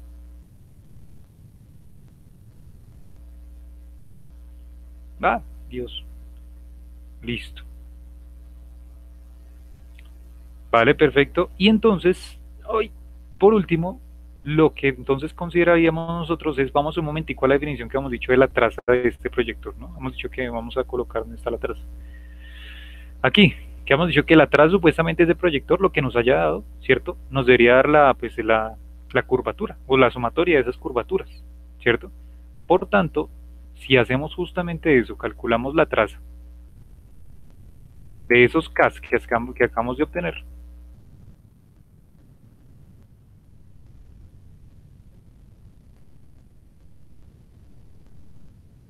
y ya que obtuvimos justamente lo que sería entonces, a ver, aquí obtuvimos entonces K sub 1 más K sub 2, ¿cierto? Pues esto se nos convierte simplemente en hacer la sumatoria de x cuadrado, bueno, y cuadrado primeritos, y cuadrado sobre r cubo, más, y más el otro, x cuadrado sobre r cubo. ¿Listo? Vale, y entonces aquí nos damos cuenta rápidamente de que haciendo, ya que tienen el mismo denominador, lo que nos damos cuenta es que eso sería como x cuadrado más y cuadrado sobre r cubo, pero esto que está aquí, ¿cuánto vale? Pues este x cuadrado más y cuadrado justamente es nuestro r al cuadrado, entre r cubo cancelamos, cancelamos, y terminamos obteniendo que esto nos va a quedar 1 sobre R. Y entonces nos ponemos súper bien, súper felices, porque justamente eso era lo que esperamos, ¿no? Que esa era justamente la curvatura total. Que la suma de esas curvaturas fuera 1 sobre R. Y nos dio todo para demostrar esto. La desgracia. La mentira es bonito. Claro, entonces, claro, haciendo esto último, acabamos de demostrar que la sumatoria de esas curvaturas, tanto, y eso es lo bonito, tanto la extrínseca como la intrínseca, al final terminan validando esto, porque tiene que ser 1 sobre R. Yo cómo sé que eso es verdad, porque de alguna forma yo les dije aquí gráficamente, ¿cierto? Hemos visto gráficamente, yo les dije, vale, si hacemos la tajada acá, una de esas curvaturas, ¿cuánto debe valer? Pues debe valer 0, pues que para la hormiguita, y justamente en ese sistema, pues para ella no habrá curvatura, caminando. Pero visto desde fuera, la curvatura justamente es esta K sub 2, que es 1 sobre R. Yo les digo, entonces sumen esta señora con esta señora, que es justamente la definición de la traza. ¿Y cuánto les va a dar? 1 sobre R. Y eso fue lo que nos dio. 1 sobre R, ¿vale? Todo eso para mostrar que da 1 sobre R. O sea que, perfecto. Listo, bueno, más o menos. Sí, más o menos claro. Yes. Listo.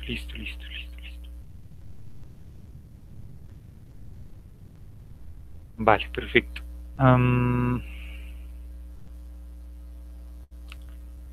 Ver alguna separación por acá.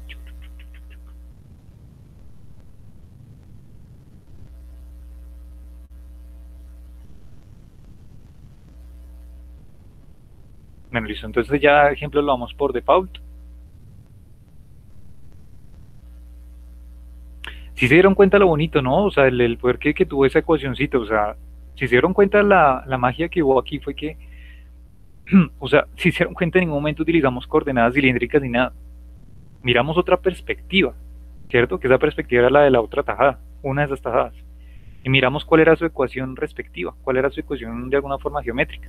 Y con esa ecuación geométrica miramos cómo se comportaban los vectores normales y empezamos a hacer ahí matemáticas. Y al final lo que obtuvimos fue justamente la sumatoria de esas curvaturas, a pesar de no ver lo otro, ¿no? Eso es lo interesante. ¿Ve? Listo. Bueno, entonces vengan, copio aquí yo esto, es donde está la ecuación. Esta la copio por acá, esta que obtuvimos allí, esta por aquí. Bueno, copiémosla toda completica así tal cual.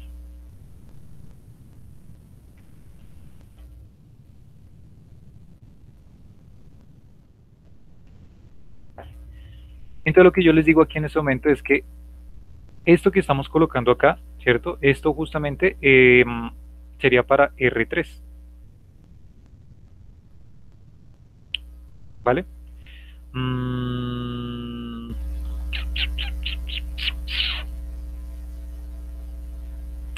A ver, ¿cómo yo pienso esto? A ver, para expresarlo acá. Esperen a ver.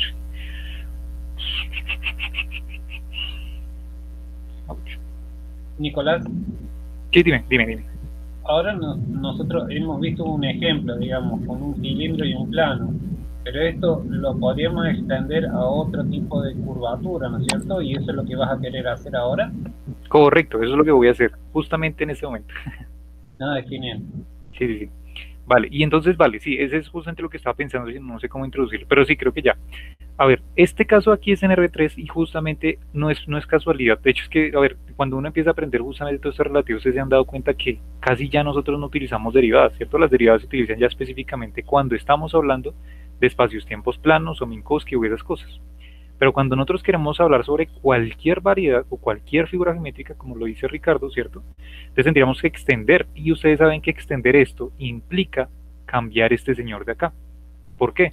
Porque si ustedes recuerdan la definición prácticamente de la derivada covariante, ¿cierto? La general, la de toda la vida, nos dice que, pues nos dice que si nosotros tenemos, por ejemplo, aquí, voy a colocar, ya que está aquí la parcial K, la derivada covariante de cualquier cosa aquí, simplemente es la parcial K, ¿cierto? Por la cosa que yo no sé qué estamos estudiando ahí, menos el símbolo de Christoffel, ¿cierto? Y entonces aquí colocamos, no sé, otros índices, por ejemplo, K, aquí iría el otro índice que llevaría el señor este, y aquí el subíndice este D.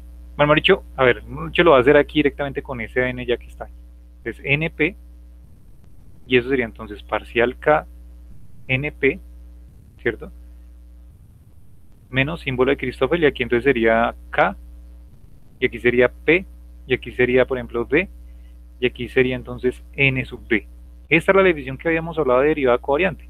¿Y por qué es tan importante esta definición de derivada covariante? Pues porque esta derivada justamente es la derivada en cualquier variedad. O sea, si tú quieres pasar y tú ves en algún mundo, estás trabajando en un problema en 3 dimensiones, ¿sí? Con puras derivadas, y tú quieres pasar al mundo de 4 dimensiones, 5000 o las que tú quieras, pues hay que introducir justamente la noción de derivada covariante. Porque ¿qué es lo que pasa? Como estamos trabajando R3, euclidiamente, ustedes recuerdan cuando estamos trabajando el espacio-tiempo plano, o el espacio en este caso, el espacio plano, aquí lo que sucedía, esta es la definición general, ¿no? Entonces aquí lo que sucedía es que en espacio plano, ¿cierto? Lo que pasaba era que los símbolos de Christoffel eran cero, y eso lo demostramos una vez, ¿cierto? Y inclusive en Minkowski, los símbolos de Christoffel también eran cero. O sea, si no había curvaturas raras, ¿cierto? Variedad de estelitas, ni superficies, ni nada de esas cosas, los símbolos de Christoffel valen cero.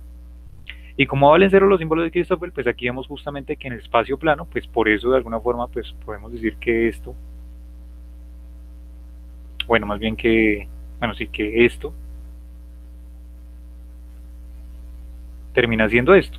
O sea que no importa si yo coloco una derivada covariante o coloco una parcial, ¿cierto? Pues podemos utilizar cualquiera de las dos. Entonces aquí viene justamente la generalización, que si nosotros no tuviéramos eso, no tuviéramos espacios-tiempos planos o espacios planos, ni nada de eso, ¿cierto? Entonces para generalizar esto, pues ya ustedes creo que ya se dieron cuenta que lo único que habrá que hacer es introducir entonces la derivada covariante, ¿vale? De tal forma que entonces si nos damos cuenta ya, y aquí lo voy a colocar entonces para cualquier variedad, esto sí es para cualquier variedad de Rn,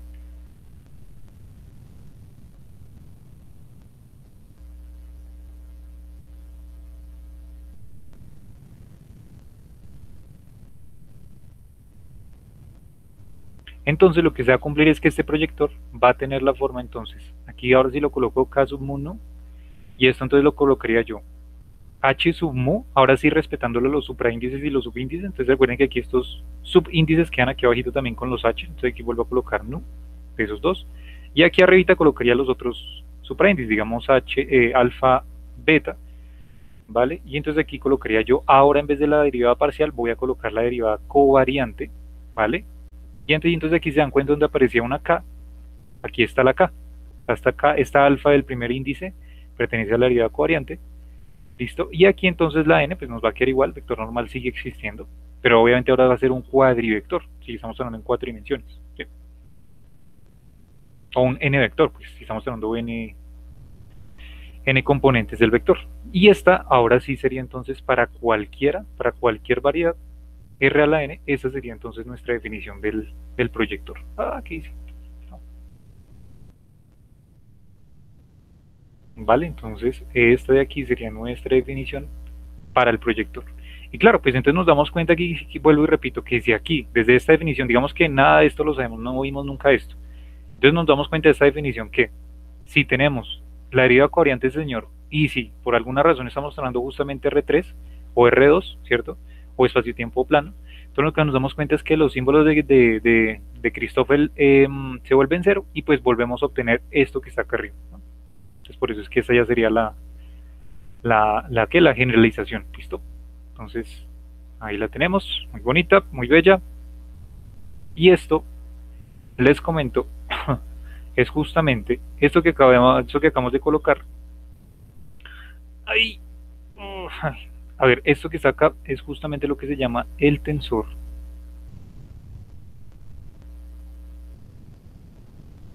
de curvatura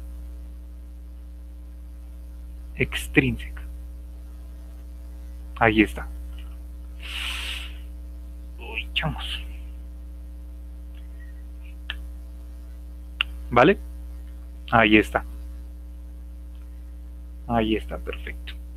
Vale, y entonces una justamente de las cosas que dijimos fue justamente cuando hicimos este ejercicio, cuando lo acabamos de hacer, es que dijimos que, habíamos propuesto que como era una matriz diagonalizable y toda la, un tensor diagonalizable y toda la cuestión, es que hallar la traza de esto me representaba hallarla acá, ¿cierto? Hallarla acá. O sea que ahora, como lo estamos colocando ya para digamos de manera general, para el tensor de curvatura extrínseca. Pero lo que vamos a tener de alguna forma es que esa traza, que al final va a terminar siendo K, que es la curvatura, ¿cierto? Es justamente la traza de este señor K sub mu nu, ¿cierto? Que aquí va a ser igual. Bueno, entonces yo les hago por aquí un breve recorderis de que era una traza para un tensor. Entonces una traza para un tensor cualquiera, T sub mu nu, ¿cierto? Eso simplemente era justamente sumar los componentes de la diagonal, y eso se traduce en escritura tensorial hacer esto. O sea, si tú tienes un tensor cualquiera y quieres calcular la traza, o sea, todos los numeritos de la diagonal de esa matriz, ¿cierto? Pues tendrás que sumar, por eso coloco esto igual, T supra mu, T sub mu, tendrás que sumar todos los componentes que son iguales, o sea, digamos T supra 0, 0, perdón, T supra 0, T sub 0, T supra 1, T sub 1, T supra 2, T sub 2, T supra 3, T sub 3, y sumar todo esto, por eso lo colocamos así, ¿vale? Y no es válido, obviamente, no es válido que yo, por ejemplo, lo coloque, por ejemplo, los dos mus arriba o los dos mus abajo. ¿Por qué no? Pues porque recuerden que la sumatoria está relacionada con colocar algo arriba y algo abajo, un índice mudo. Por eso es que la traza simplemente se traduce en hacer esto. ¿Vale? Vale, y entonces esto simplemente digamos que en algunos textos también lo colocan, que calcular la traza directamente, y de hecho creo que esta otra forma que voy a colocar es muy eficiente cuando uno hace relatividad. Es que la traza simplemente es también hacer esto que voy a colocar. Bueno, aquí en este caso sería, bueno, si alfa beta va a colocar, T sub alfa beta. O sea, hacer esto también, o sea, hacer esta sumatoria de justamente de la métrica por las componentes del tensor covariante, en este caso, o sea, este mismo que ustedes arrancaron, ¿vale? Y hacer eso también les va a devolver la traza, justamente. Ustedes van a tener aquí T supra 0, T sub 0, más T supra 1, T sub 1, más, y así. Eso justamente es. O sea que de esta definición lo que nos damos cuenta entonces es que para generalizar esta curvatura, ¿cierto? Que es la traza de este tensor de curvatura extrínseca, pues va a terminar siendo entonces lo mismo que G supra alfa beta multiplicado por el tensor de curvatura extrínseca K sub alfa beta.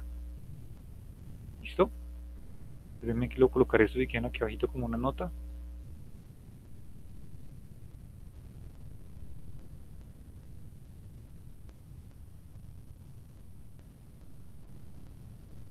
Y esta condición para la traza, para la curvatura específicamente. Ay, ¿qué estoy haciendo? Ah, no. Ya.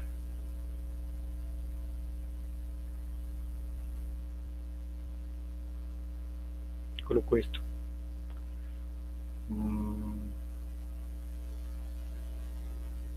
Bueno, ahí está todo el paquete.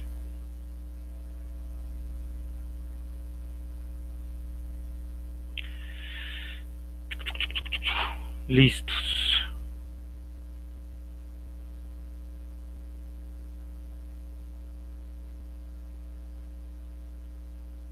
Listo, ahí está el paquete, entonces sería el tensor de curvatura extrínseca. Entonces, dame el tensor, ¿cierto? Dame alguna forma de esta métrica inducida.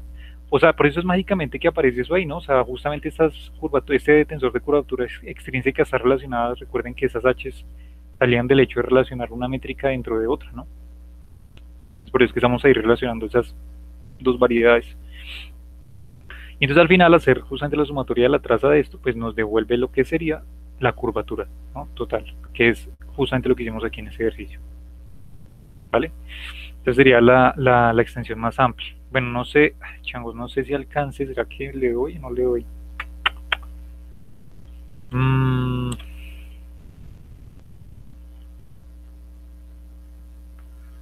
¿Cuánto queda? 15 minutos.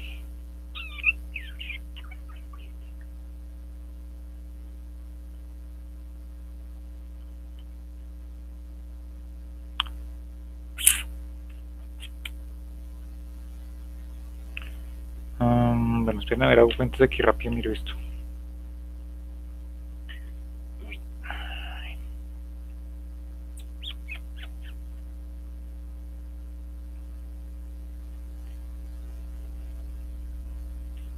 Bueno, sí, vamos a hacerle ya mismo. Vamos a hacerle ya con eso, entonces acabamos. Entonces hay otra forma de reescribir el tensor este de curvatura extrínseca, ¿vale? Este que estoy colocando por acá. Vamos a apoyar en él súper rapidísimo. Y es decir, vale, si expandemos esto a donde teníamos nosotros la definición de H. H estaba aquí al otro lado. Ah, yo lo tenía arriba, ¿no? H está aquí. Ahí está H. Bueno, me voy a copiar esta. Rápido, un momentín.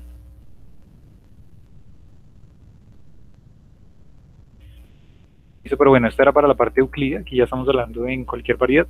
Entonces, si expandemos un momento toda esta ecuación, lo que tendríamos es que eso sería K sub mu nu, ¿vale? Y este primer H, si están todos de acuerdo, sería igual a el delta de Kronecker. Recuerden que ahí donde subíamos los índices aparecía el delta de Kronecker, salimos el día de ayer.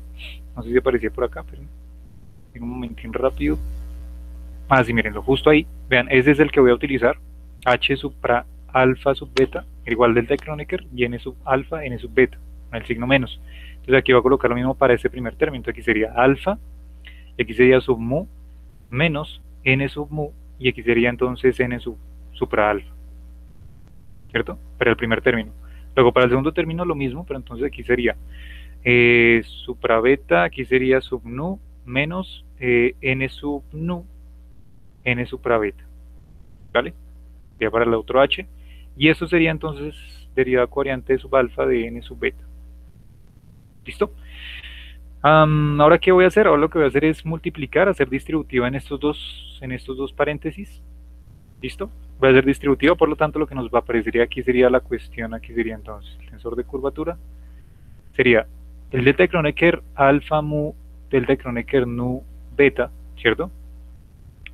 Coloco todo esto para factorizar al final esta derivada covariante, menos, y aquí sería entonces n nu, n beta, delta de Kronecker alfa mu, menos n mu, n alfa, delta de Kronecker beta nu, más n mu, n alfa, n nu y n beta, y todo esto factor de ¿qué hice? N sub beta. Listo, o sea, lo que se puede multiplicar este con este. Bueno, ya ustedes saben qué estoy haciendo ahí. Listo, perfecto. Ahora, ¿qué hago yo esto aquí? Bueno, a ver.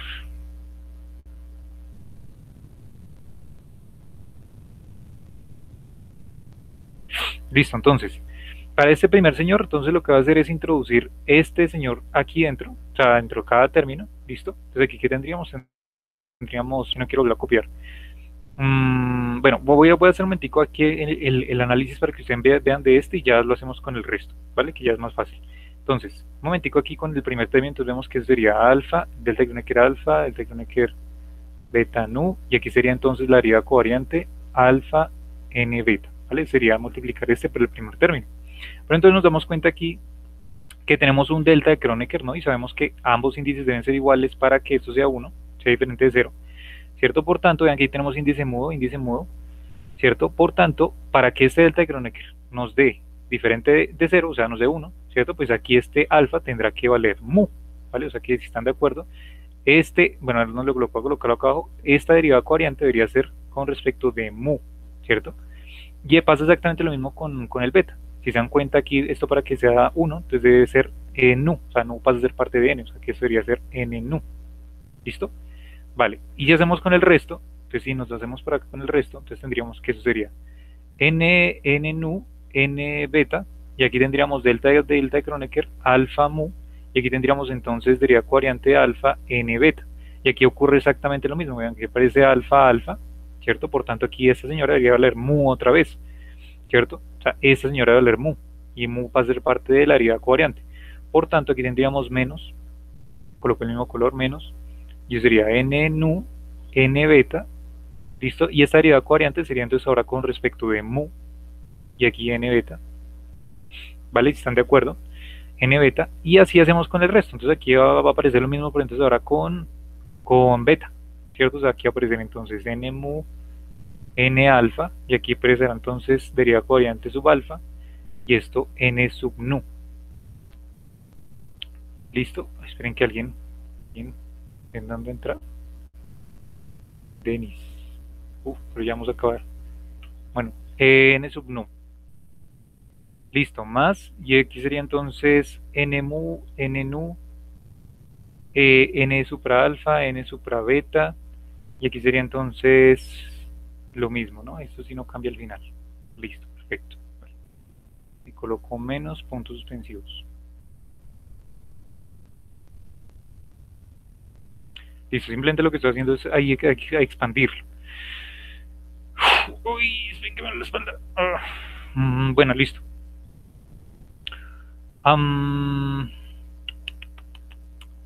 Ahora, ¿qué hacemos?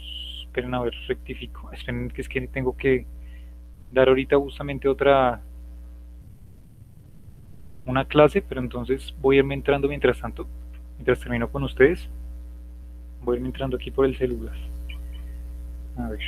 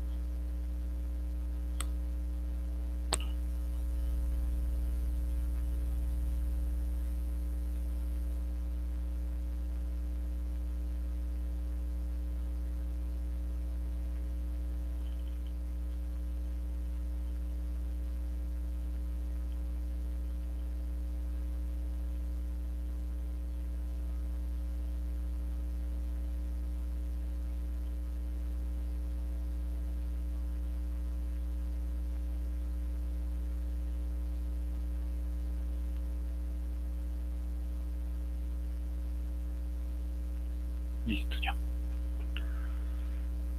Bueno, ahí con un volumen alto.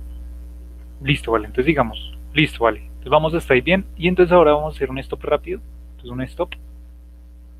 Y revisamos lo que sería la propiedad para las funciones. Entonces, para las funciones, pero estén todos de acuerdo conmigo, de que para las funciones se cumple que la derivada covariante termina siendo la misma derivada parcial para las funciones, ¿sí? No para vectores, no para tensores, para las funciones, ¿listo? Vale, perfecto. Y entonces lo que tenemos es que si nosotros definimos de algún modo entonces el producto este del vector unitario n1, perdón, el cuadrovector n punto n, pues esto están todos de acuerdo conmigo, ya que es un vector unitario, en vector normal, perdón, da 1, ¿cierto? Y entonces si nosotros hacemos la derivada covariante de n punto n, esto va a ser igual entonces a hacer la derivada covariante de 1. Pero a su vez va a ser lo mismo que hacer la derivada parcial de 1, que esto va a ser justamente 0. Porque la derivada de algo constante, pues con respecto a lo que sea, va a ser 0, ¿cierto? Vale, perfecto, eso por un lado. Por otro lado, entonces, también podemos pensar un momento en qué sería hacer, pues entonces, hacer eso mismo, pero entonces un poco más alargado. O sea, esto mismo que hicimos, pero un poco más alargado, diciendo, vale, hacer la derivada covariante del cuadrovector n, pero de n, ¿qué sería igual? ¿O qué sería igual este producto punto? Este producto punto, y están todos de acuerdo, ya lo vimos en su momento, pues simplemente hacer componente con componente de ambos vectores, que sería esto, se traduce en hacer eso, ¿cierto? Pero si expandimos esto a su vez, ¿a qué sería igual? Pues si se dan cuenta sería la derivada de un producto, entonces tendríamos que aplicar derivada del primero por el segundo sin derivar, más el primero sin derivar por la derivada del segundo.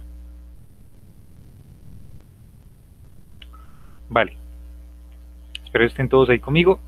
Y entonces, a ver, ¿qué podríamos hacer aquí? ¿Qué podríamos hacer aquí? ¿Qué podríamos hacer aquí? Lo que podríamos hacer aquí sería lo siguiente. Sería, voy a colocar este n sub beta aquí de primeritas, y aquí la derivada covariante que voy a hacer, voy a aplicar la n beta, pero n beta, déjenmela reescribir un momento como g supra beta gamma, por ejemplo, n sub gamma. de tal forma que esto que saca es la contracción, ¿cierto? De n, o sea que este índice modo me da con este índice modo y el beta termina siendo parte de este y volvemos otra vez aquí arriba, ¿no? Es lo mismo, vale. Y para el otro término, sí, si quieren, mientras pero lo dejamos igual y no lo llegamos a necesitar, entonces aquí sería derivada covariante, bueno, en paréntesis, derivada covariante de n sub beta. Vale. A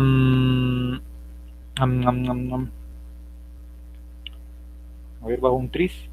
Listo. Y entonces esto aquí sería igual. Entonces, como ustedes recuerdan que lo demostramos, ¿no? Hace 2 clases, creo que sí.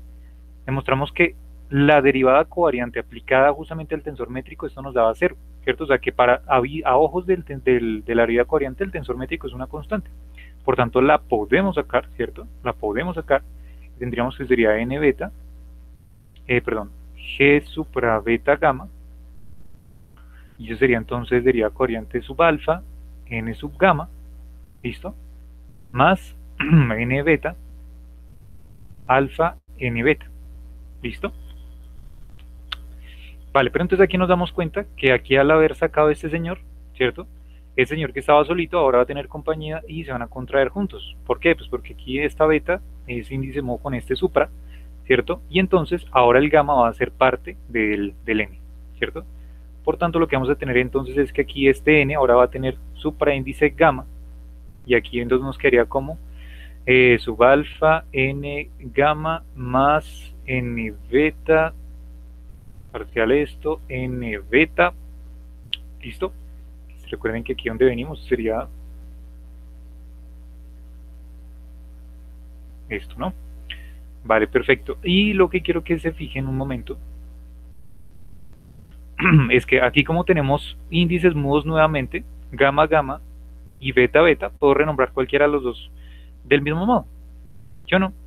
O sea que estarían todos de acuerdo conmigo, ouch, de que entonces podríamos, por ejemplo, decir que beta sea, perdón, que gamma sea beta, o sea, renombrar este índice mudo, que lo puedo renombrar porque quiero y puedo, ¿cierto? O sea que aquí entonces vamos a tener derivada covariante de n supra beta, n sub beta, y eso sería entonces n supra beta, derivada covariante sub alfa, n sub beta más n supra beta, derivada covariante sub alfa, n sub beta, terminamos obteniendo lo mismo. Por tanto, lo que tenemos es que esto nos va a dar 2 veces n supra beta, derivada covariante de n sub beta.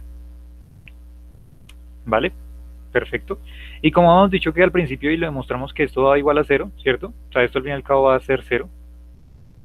Por tanto, entonces lo que podemos decir es que a partir de esta definición pasamos este 2 si quieren al otro lado, y lo que tenemos al final entonces es que hacer la n supra beta, derivada covariante sub alfa de n sub beta, es igual a 0, y eso es lo que nos va a servir.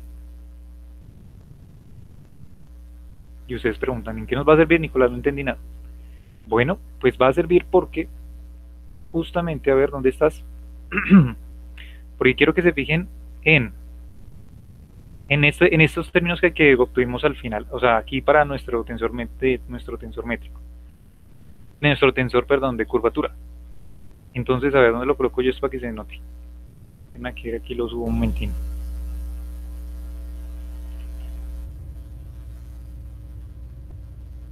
Aquí lo dejo por acá. Y entonces quiero que se fijen un instante en que bajo esta definición que acabamos de descubrir, ¿cierto? Para los vectores normales, si se dan cuenta, vean que aquí aparece ese mismo señor, n beta, alfa, beta, como con índices mudos. Y esto de aquí es 0, y 0 multiplicado por cualquier cosa nos da 0, o sea que todo ese señor se nos va. Y además también, vean que vuelve a aparecer por acá, si se dan cuenta, ¿vale? No importa que aparezca un alfa, ¿cierto? Igual es la misma sumatoria. Lo importante es que aparezcan 2 índices mudos, uno aplicándose con derivada covariante del señor y este que aparece acá afuera. Y esto de aquí vuelve a ser 0, o sea que ese señor también se nos va. Y ya aquí no aparece eso. Si se dan cuenta, si nos fijamos, por ejemplo, por acá, esto ya no lo cumple porque aquí aparece un índice diferente a este de acá, ¿cierto? Tienen que ser iguales, por tanto esto ya no debe ser. Y este obviamente también se salva. Conclusión, o sea que lo que podemos decir entonces es que, bueno, me da apenas para crear otro paint y dejarlo como iniciativa para la próxima. entonces es que, a ver,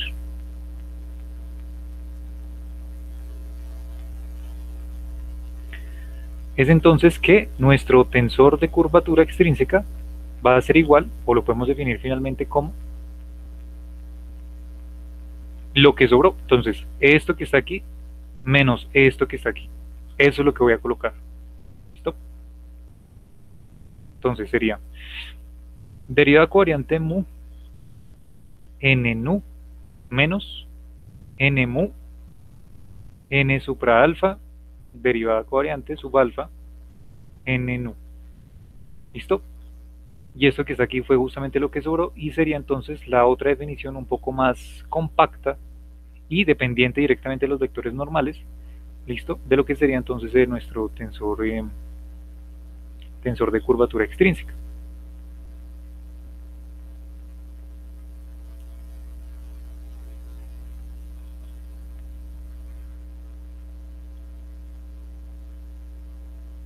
¿Listo? Ese sería nuestro tensor de curvatura extrínseca. ¿Vale? Bueno, y ya entonces déjenme, ya ahora sí ya acabo con una cosa ultimita ya, y es justamente decir lo de la curvatura media, ¿sí? Que es la curvatura justamente de la traza. Entonces a partir de esta definición que acabamos de llegar, con esta última definición que acabamos de llegar, esta que está acá, pues hemos dicho justamente de atrás, que la traza era esto, ¿cierto?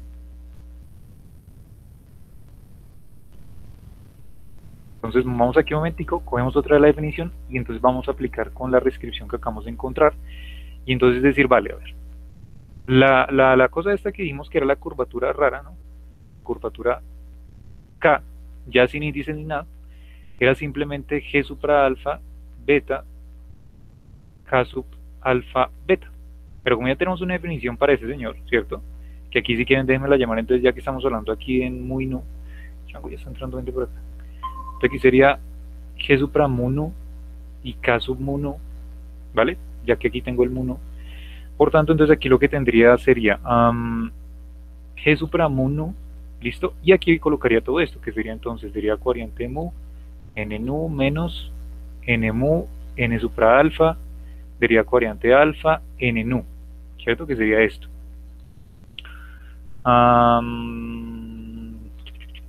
Vale, perfecto, listo. Entonces lo que voy a hacer aquí ahora es repartir justamente esto, si va a repartir esta métrica para estos señores, y lo que tendríamos acá sería la K, y esto cómo nos quedaría, a ver, cómo nos quedaría esto, a ver, bueno, ya sé, lo que vamos a hacer es, bueno, voy a hacerlo paso a paso rápido, entonces sería este n nu menos g mu nu, n mu, n alfa, sería covariante alfa, n nu, y lo que nos damos cuenta por la propiedad que les habíamos dicho, ¿cierto? Que habíamos dicho de que podemos colocar aquí cualquier cosa, y si colocamos específicamente la métrica, esto nos da 0, o sea que a ojos de la derivada covariante el tensor métrico vale 0, ¿cierto? Por tanto, yo puedo introducirlo como una constante dentro de esta derivada, no tengo ningún problema, ¿cierto? O sea que esto podríamos colocarlo como derivada covariante, y esto quedaría como G supra mu nu, n nu, ¿cierto? Y aquí un momentico nos fijamos en que a ver aquí qué hay, en que podríamos de hecho hacer lo mismo con este último, ¿no? Yo lo estoy notando, podríamos hacer lo mismo con este último de acá, podríamos introducirlo, ¿sí? Déjenme entonces introducirlo, entonces aquí quedaría menos n mu, n alfa, y aquí quedaría la derivada covariante, entonces G supra mu nu, n nu, ¿listo? Y por tanto, entonces aquí aparecería, si se dan cuenta, esta nu con esta nu, ¿cierto? Entonces aquí tenemos un índice que pasaría a ser parte de n, pero ahora como índice supra, ¿listo? Y aquí para este ocurriría pues exactamente lo mismo. Si se dan cuenta, aquí hay un índice mudo, nu y nu, y entonces vamos a terminar obteniendo mu para el señor n. O sea que la K nos quedaría la forma entonces K sub mu, listo, y aquí entonces para esa contracción nos va a quedar el supraíndice mu para n, o sea que nos quedaría n supra mu, ¿vale? Menos, y aquí tenemos n sub mu, n sub alfa, que es esto, y aquí entonces lo mismo, entonces aquí esto nos quedaría la forma de derivada covariante alfa, y eso quedaría entonces n supranu, ¿qué? Supramu, perdón, supramu, ¿vale? Listo, ¿vale? Y esto que estoy colocando acá, o sea, esto último que acabé de colocar, ¿cierto? Si se fijan un momento, si quieren coloco este señor de primeritas y luego este señor, ¿vale? Quiero que se fijen que justamente este término que está acá tiene los mismos índices repetidos aquí, muy, y acabamos de mostrar, ¿cierto? A pesar de que van al revés, esto sirve de igual forma si colocamos primero mu abajo y mu arriba, o primero aquí mu arriba y luego mu abajo, ¿cierto? No importa. La conclusión en la que hemos llegado es que justamente eso se va a conservar, por tanto esto de aquí también vuelve a ser cero, por lo que habíamos considerado, ¿no? Si quieren lo copia aquí un momentín para que tengan presente, y entonces esta condición es la que hablo.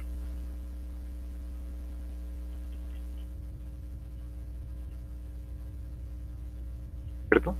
Y por tanto entonces miren que finalmente pudimos reducir aún más la definición de esta K simplemente como la derivada covariante de las componentes del asunto, de las componentes del vector normal.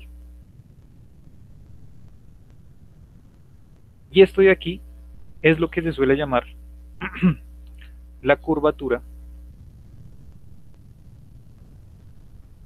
media. Y eso es lo que hace que de alguna forma estemos pensando en si un espacio-tiempo o sea, tiene curvatura positiva, negativa o igual a cero. Es esto, es justamente esto, ¿vale? De hecho, quiero que miren un momentico que esta definición que estoy colocando acá, esta definición, si se dan cuenta, una derivada con las mismas componentes aplicadas, las mismas componentes, aplicada a un vector, a las mismas componentes, eso nos recuerda muchísimo, por ejemplo, hacer esto, una divergencia. ¿Sí o no? ¿Por qué? Pues porque aquí lo que hacemos es justamente las derivadas, digamos 1 con la componente 1, más la derivada 2 con la componente 2, y así. O sea que es como justamente la definición de divergencia. ¿Vale? Y esto entonces justamente ya con eso acabo. Es que esta es la definición de una divergencia, pero no es cualquier divergencia, sino como estás hablando de una derivada covariante, entonces es una divergencia covariante. ¿Listo? Y listo.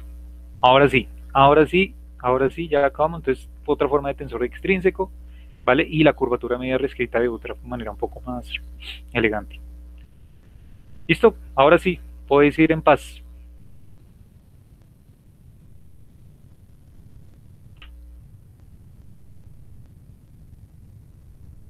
Listo, vale, Sebastián.